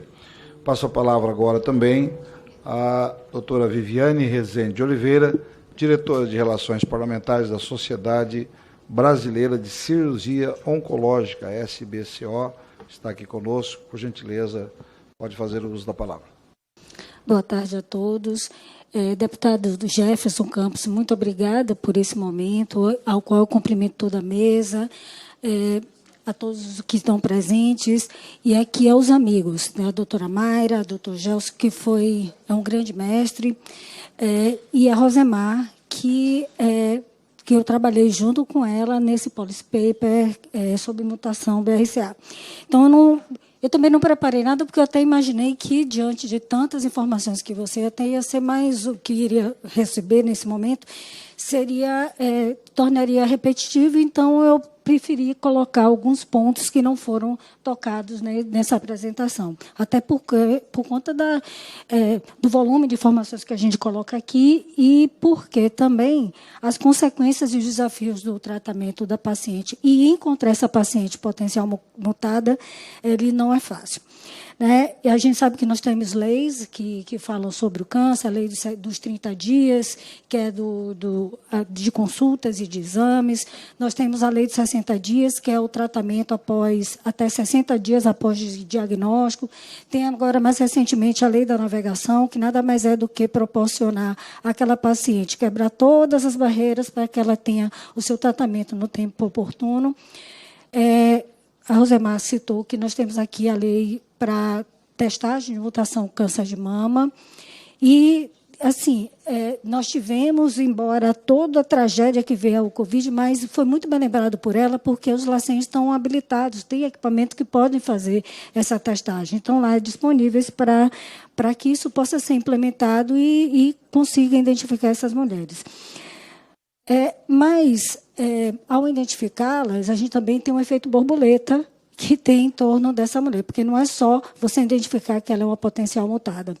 Essa paciente, quando ela tem o diagnóstico da mutação e está com câncer de mama, isso também interfere em todo um planejamento terapêutico para essa paciente. Por quê? Porque nós temos que programar uma cirurgia que vai envolver as duas mamas. Nós precisamos programar umas cirurgias que vão envolver reconstruções. Nós precisamos envolver uma cirurgia que é a videolaparoscopia ou a cirurgia aberta para poder fazer o tratamento para os ovários. Então, vem muito mais coisa além disso. Além do mais, e sem interferir no principal foco, que é evitar que essa doença progrida ao longo do tempo. Então, a gente não pode temos que utilizar o tempo a favor do paciente e não postergar o tratamento em busca desses diagnósticos, e isso é inaceitável. Mas também é inaceitável a gente ter à disposição alguns testes e a gente não conseguir colocá-los em prática, porque isso leva a uma série de outras consequências para essa mulher. A gente tem que levar em consideração como efeito borboleta, porque não é só ela que a gente tem que olhar.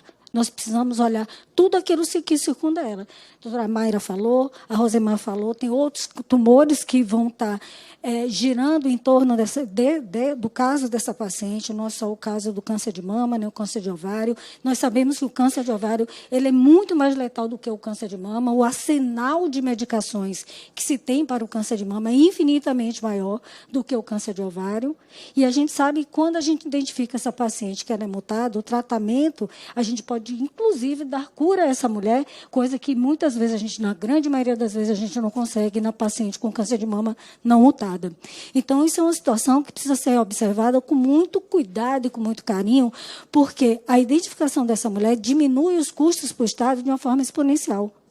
Esse é que é o grande detalhe disso. Porque tudo que tem em volta em trabalhar para garantir que o tratamento aconteça, evitando, inclusive, que a doença se estabeleça, porque é questão de tempo. A paciente que ela é mutada, câncer de mama, é questão de tempo dela desenvolver o tumor. A gente só não sabe quando, mas que ela vai acontecer, a grande chance é que ele aconteça. Né? Então, a gente, como trabalhar para que isso seja efetivo, isso é de suma importância. Incorporações de tecnologias são importantíssimas para o sistema, mas a gente tem que pensar em sustentabilidade também. Né? Mas aí eu vou citar situações que são muito mais simples para as situações dessas pacientes que são mutadas e que demoraram muito tempo para chegar à paciente. Já ouviram falar numa cirurgia absolutamente inovadora, assim, altamente tecnológica, que é a videolaparoscopia? altamente... Gente, não tem nada mais tecnológico do que a videolaparoscopia. Só que não. A gente sabe que isso está aí há quanto tempo? O que tem de novo em termos de cirurgia, nós temos a cirurgia robótica, né? E que não vai ser aplicada na mama, talvez nem utilizaria para ela, porque não tem um custo-benefício para você fazer por uma salpingoforectomia profilática, certo?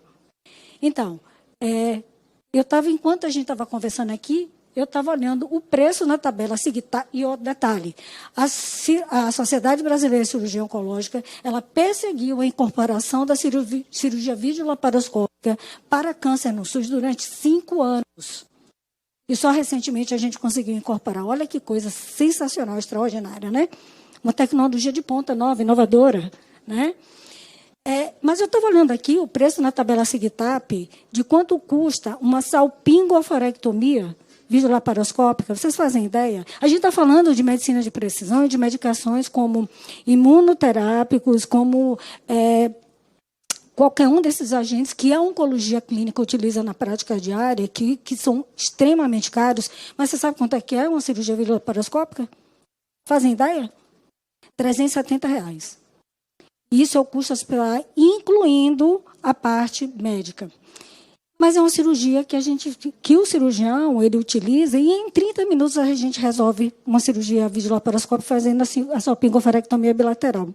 E a gente vai evitar que essa paciente desenvolva um câncer de ovário. Olha só.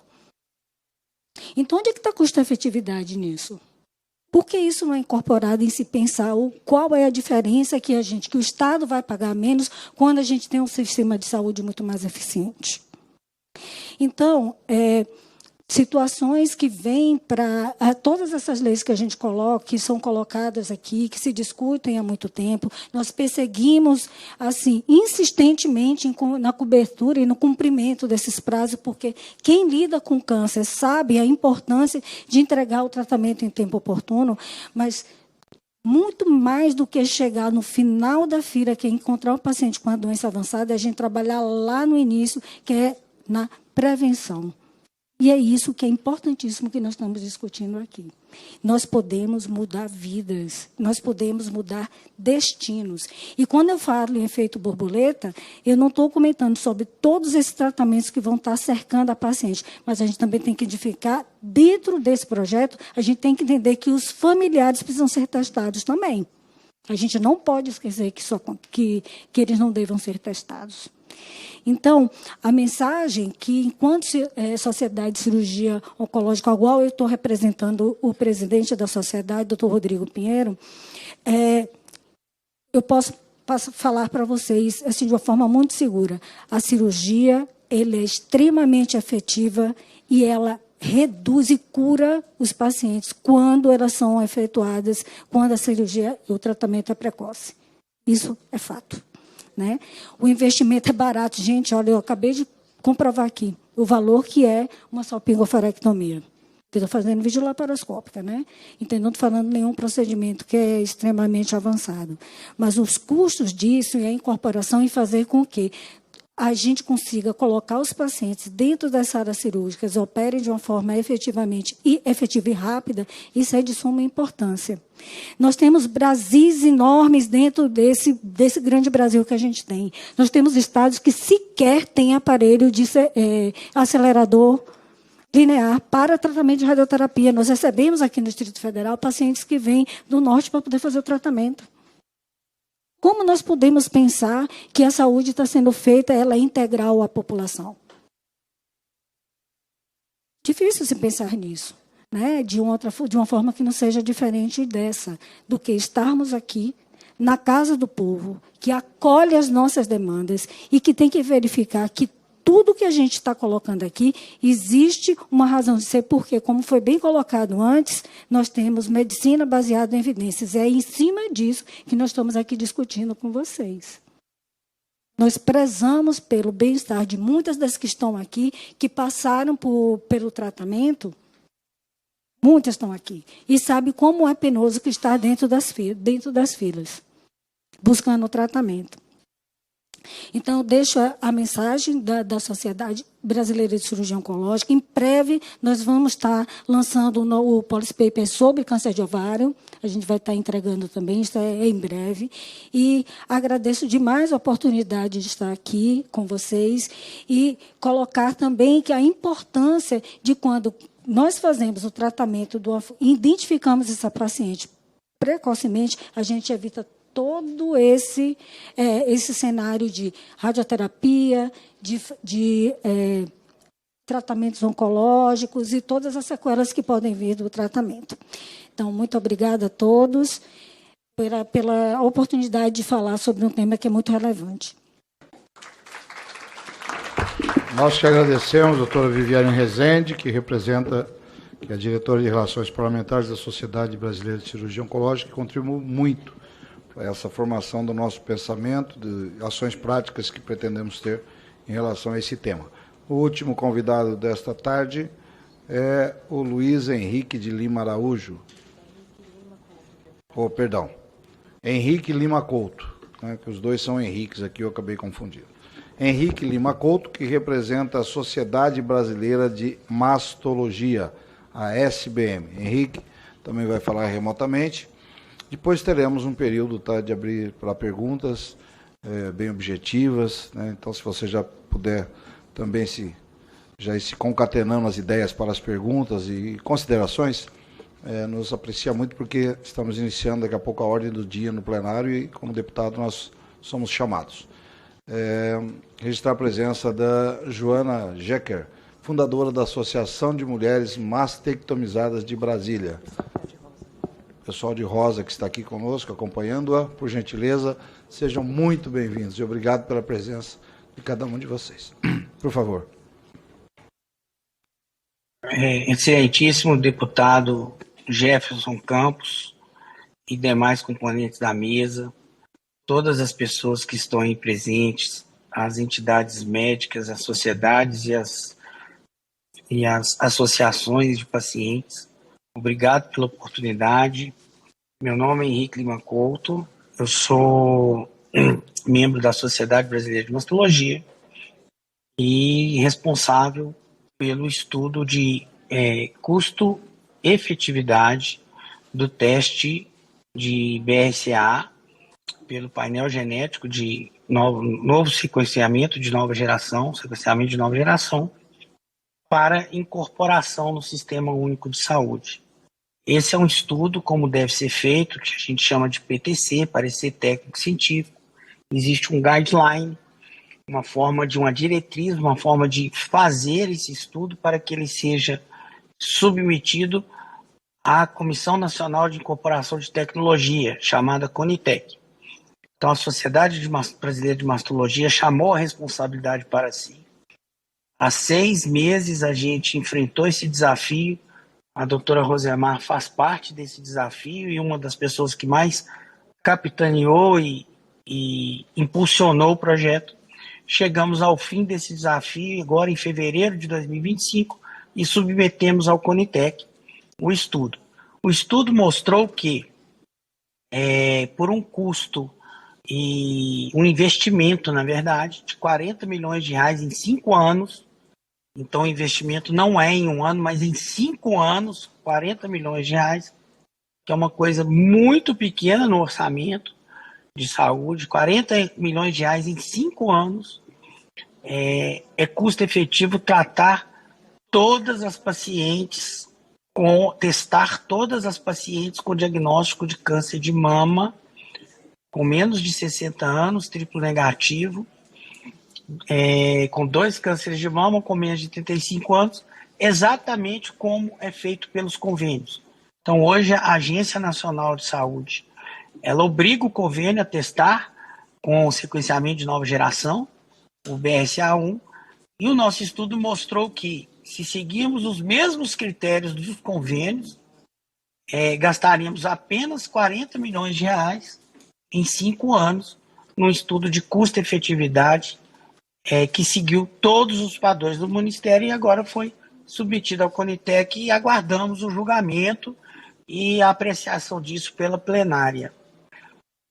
Peço desculpa para vocês, eu estou em trânsito, minha tive um problema particular de saúde na família e estou me locomovendo para lá.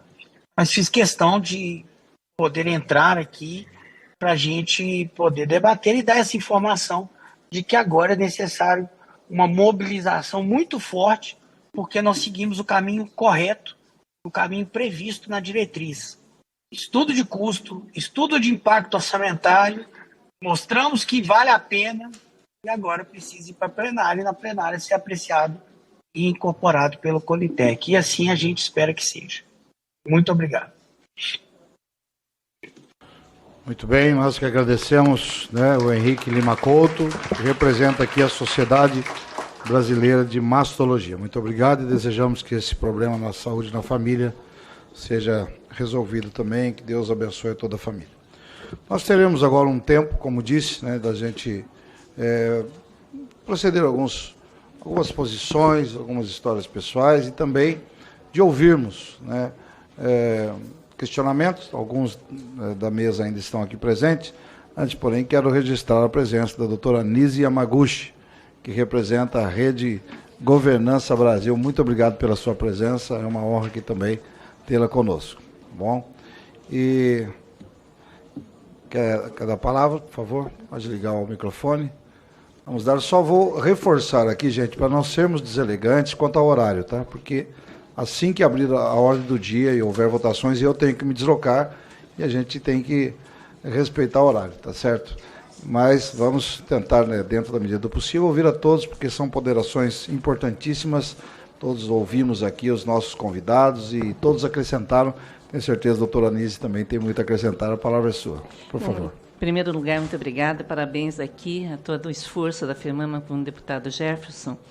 E eu queria somente pontuar a questão econômica, que me parece que tem sido um restritivo importante com relação a isso. Ontem nós tivemos uma discussão no Senado. Eu gostaria de propor que saísse uma possibilidade de algo extrateto, que houvesse um fundo específico para a medicina personalizada de precisão no tocante ao câncer de mama, em especial nos testes genéticos de herança familiar, que eu acho que é algo que nesse momento está passando como lei municipal, estadual, está tendo um movimento, então vai ter que ter um fundo para custeio, né? E também para que se busque o mínimo de custo por exame necessário para que isso seja viável, porque hoje em dia já dá para fazer esse exame a um preço bastante justo, mas a gente vai mesmo assim impactar e vai bater nessa área. Então, encontrar de alguma maneira de onde viria esse fundo e propor ao Ministério que houvesse essa possibilidade. Muito obrigada. Eu que agradeço, doutora Nise, a grande colaboração de Vossa Excelência nesse fundo que realmente é imprescindível para o tratamento do tema que nós estamos aqui cuidando. Muitíssimo obrigado pela sua presença. Aberta a palavra, por favor, alguém pode se identificar, né, dizer quem é e qual a questão, se é um depoimento ou se é um Deputado Jefferson. Por favor. Pois não. Um adendo muito importante aqui é que eu acho que não é mais uma questão se vamos incorporar, é quando vamos incorporar. E os trâmites que a Conitec, que é o órgão técnico, tem que dar o aval, nós precisamos ouvir uma resposta da Conitec, já que houve uma mobilização da SBM muito forte, com muitos atores, para conseguir mostrar o impacto. E o impacto orçamentário, ele é custo efetivo, ele é pequeno. Então, nós temos uma logística de testes, claro, porque tem muitos estados aqui que não têm, por exemplo, o INCA na porta, o laboratório INCA na porta Fiocruz, na porta, mas tem muitos que têm. Então, eu acho que o negócio é a gente começar. E eu gostaria de aprender com o senhor. Eu sou cirurgiã, então eu quero saber o que acontece daqui a pouco. Eu tenho que tirar ponto, eu tenho que fazer curativo. O que acontece depois de uma audiência pública? Bom, nós estamos aqui, essa é a 27ª reunião que nós estamos fazendo. Há toda uma comissão, está aqui os membros permanentes, os suplentes também, e é exatamente para isso. Nós que não temos essa noção cirúrgica da medicina, para que vocês tragam a nós, para a elaboração de projetos, para a cobrança do governo, do Ministério da Saúde, para esses órgãos que têm essa responsabilidade. Nós temos emendas parlamentares, nós enviamos recursos, mas muitas vezes nós mesmos não conseguimos a efetividade dessa aplicação do recurso. E o que vocês estão fazendo é enriquecer o nosso trabalho, assim como vocês participam de congressos e nem sempre saem dos congressos com uma efetividade, mas vocês saem com uma ideia do que a medicina está propondo, do que pode acontecer no futuro. Nós estamos da mesma forma. Ontem aprovamos o projeto de lei dos 60 dias, que já é fruto de um trabalho desta comissão, né, de ideias que nos trazem e que conseguimos aprovar e vamos tentar agora a efetividade desses 60 dias. Eu tenho um projeto que está na Comissão de Saúde que obriga o SUS a atender, por exemplo, exames e consultas iniciados no sistema privado. Porque hoje se inicia, paga-se uma consulta, um exame básico, mas de repente se descobre um câncer. E a pessoa não tem condição de tratá-lo no sistema privado. Ele volta para o SUS não aceita. Ele tem que começar de novo uma consulta, tem que de novo um exame, às vezes no mesmo laboratório, e isso leva, infelizmente, um tempo que muitas vezes vai denotar a família. Então, um projeto fruto já do debate que estamos fazendo aqui. Aqui não é o parlamento, falar é trazer as ideias para que a gente dê voz. Eu dou voz aos eleitores que me trouxeram para cá e cada parlamentar da mesma forma. E acreditem, é muito importante estarmos ouvindo vocês, é muito importante essa comissão estar instalada para que a gente leve efetivamente o trabalho. Tá? É esse o nosso trabalho. A gente conta com isso e, principalmente, sensibilizar, por exemplo, ao parlamento, sensibilizar a esses projetos de lei que não estão caminhando. Eu já anotei aqui, inclusive, como sugestão, a gente tinha um mutirão para aprovar todos os projetos relativos ao câncer que estão parados nessa casa. Sugestão que eu vou levar. Temos, como você disse, alguém nos disse aqui, que desde 2020 temos projetos parados aqui, com 76 mil casos, novos casos aí ao ano. Isso é um absurdo. Eu vou só dando celeridade ao trabalho?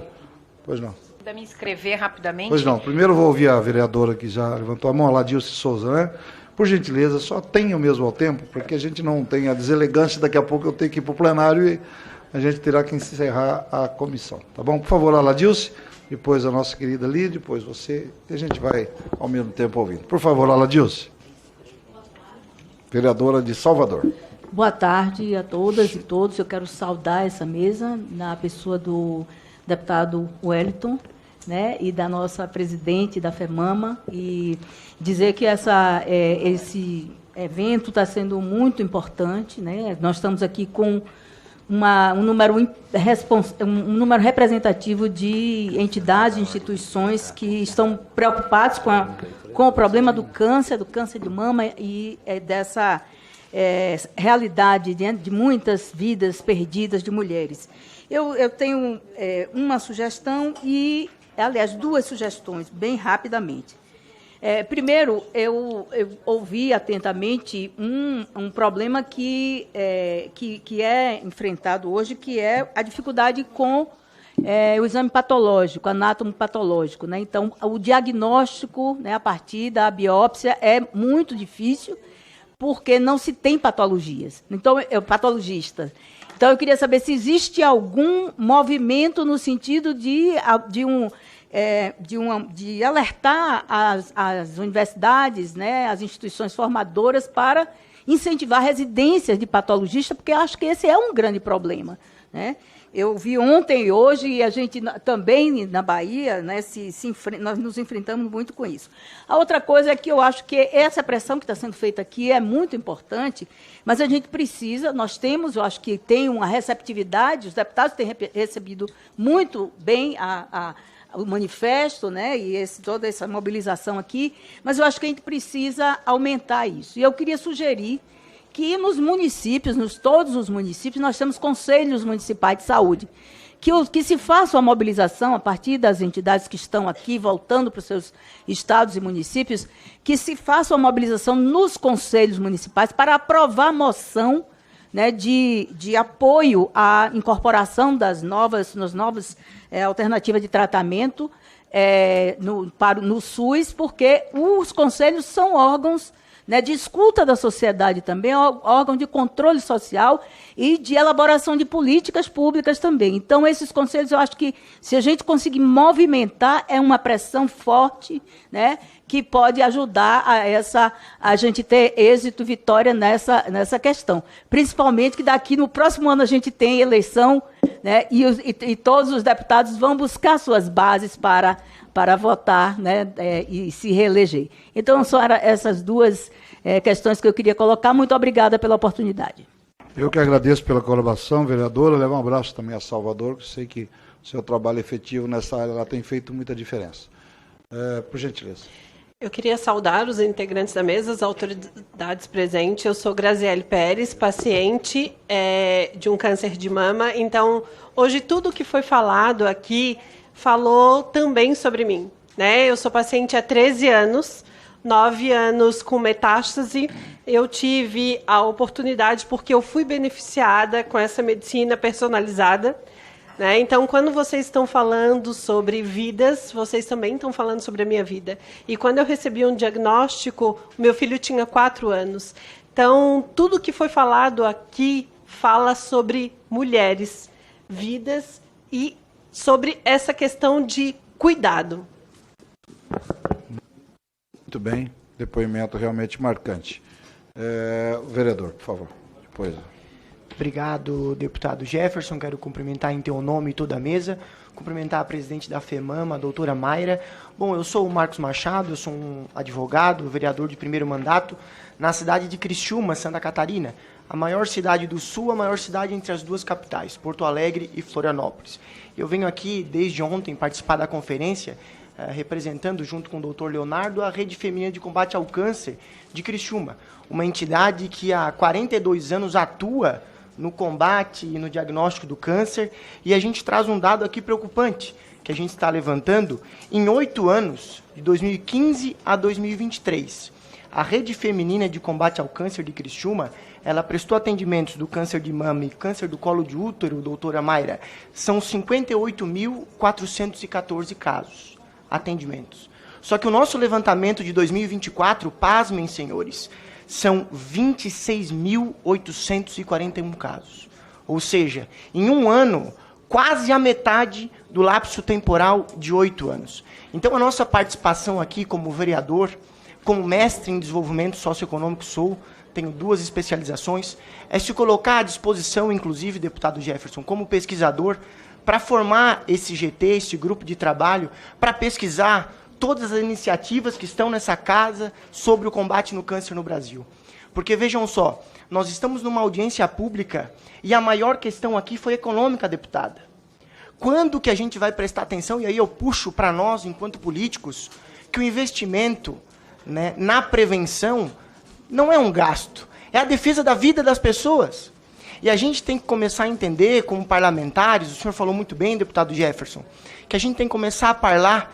E a gente tem um mantra lá no nosso gabinete, que é colocar as pessoas em primeiro lugar.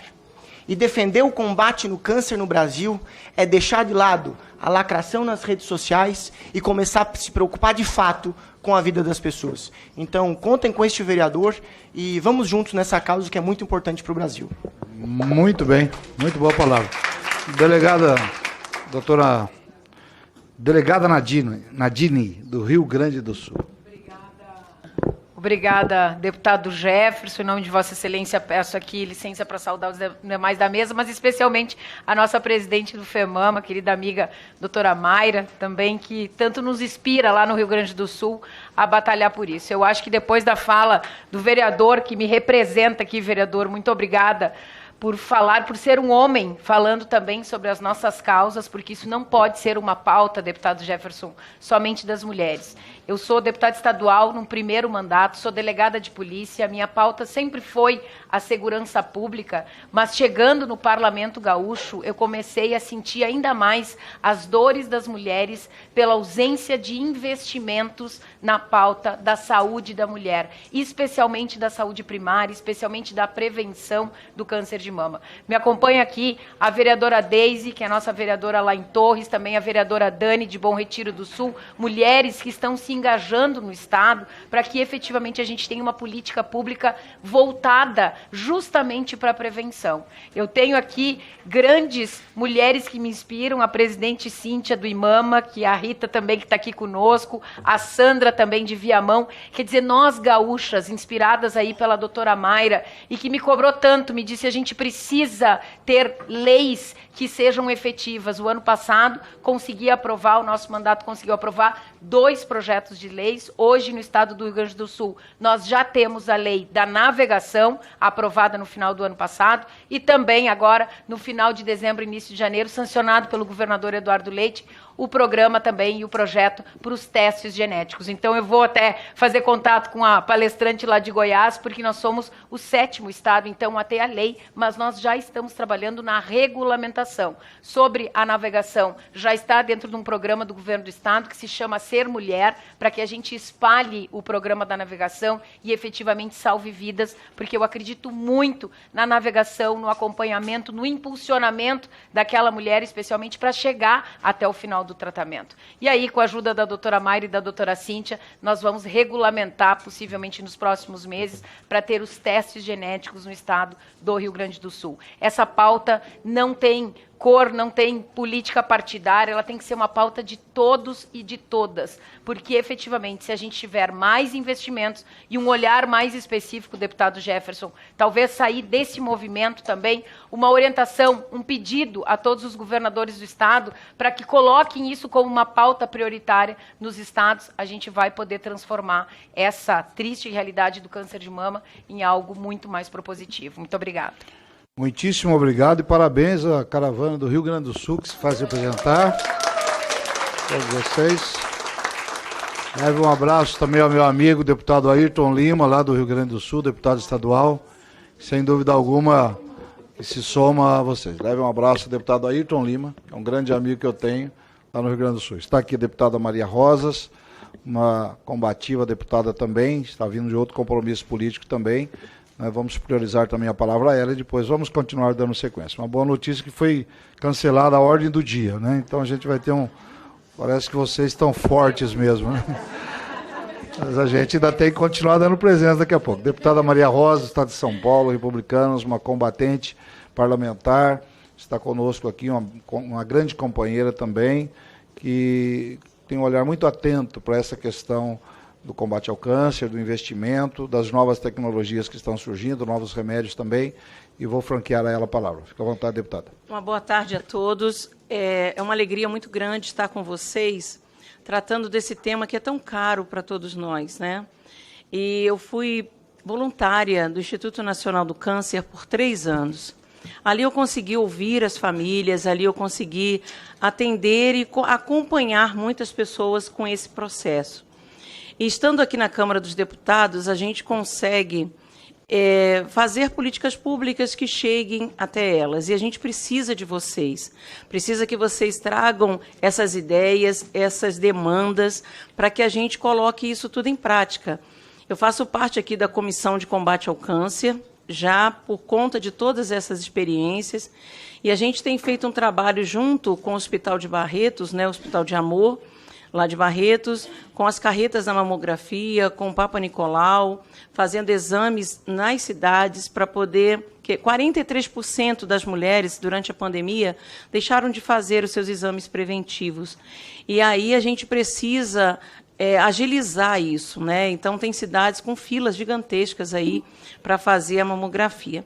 E eu quero agradecer aqui também a Fabiana, né? Quero também agradecer a todos vocês que estão aqui do CAISM, que é o hospital que trata o câncer à mulher, é o Centro de Atendimento Integral à Saúde da Mulher. Todo ano a gente ajuda lá também, tem programas maravilhosos em relação a todo... Nós criamos lá 5 salas, né, de atendimento às mulheres que ficam grávidas e têm o câncer. Então, é uma gravidez de alto risco. Então, a gente está dando esse olhar bem focado. Por isso que eu quis fazer parte dessa comissão, para acompanhar essa subcomissão, né? Para acompanhar tudo que está sendo feito nesse momento em relação ao combate ao câncer. Então, sejam todos bem-vindos. Estou muito feliz de estar aqui com meu amigo, que é o deputado Jefferson, e também trata muito dessa pauta. E nós estamos juntos nessa luta por você, tá? Pode contar conosco. Muito obrigada.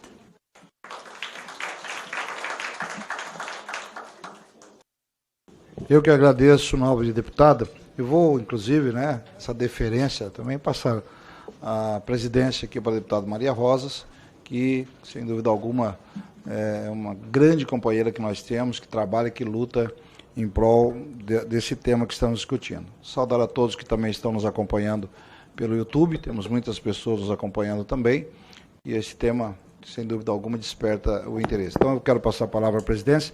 Nós estamos dando liberdade aos membros aqui que se manifestem, né, rapidamente, claro, para a gente otimizar o tempo, sobre casos específicos, sobre experiências pessoais, ou até sugestões para levarmos à comissão, essa que já é a 27ª reunião desta comissão, nessa legislatura, que com certeza culminará em outras audiências, em projetos de lei, em ações efetivas, porque, afinal de contas, deputada, eu sempre digo uma coisa ao meu gabinete: nós não fomos chamados para dar desculpa, nós fomos chamados para dar resultado. Né? Quando alguém nos procura, vereador, vereadora, com uma necessidade, alguém que está enfermo, uma necessidade de atendimento, ela não quer uma desculpa. Ela não quer que o Brasil está em crise, que a política A, a política B, que a direita, que a esquerda, ela quer salvar aquela vida, aquele parente, aquele amigo, ou a própria vida que está em risco, precisando de um atendimento de saúde. Então, nós não fomos eleitos para dar desculpa. Esse já é o meu lema por 30 anos de mandato que Deus tem me permitido. Então, que nós possamos sempre, né, dar resultados, né, e fazer o melhor que nós temos nas condições que temos, até que Deus nos permita condições melhores, ou que a gente consiga condições melhores para fazer melhor ainda. Nessas palavras, eu passo a presidência, com muito orgulho, aqui a nossa deputada Maria Rosas, por gentileza. Salve de palmas a ela.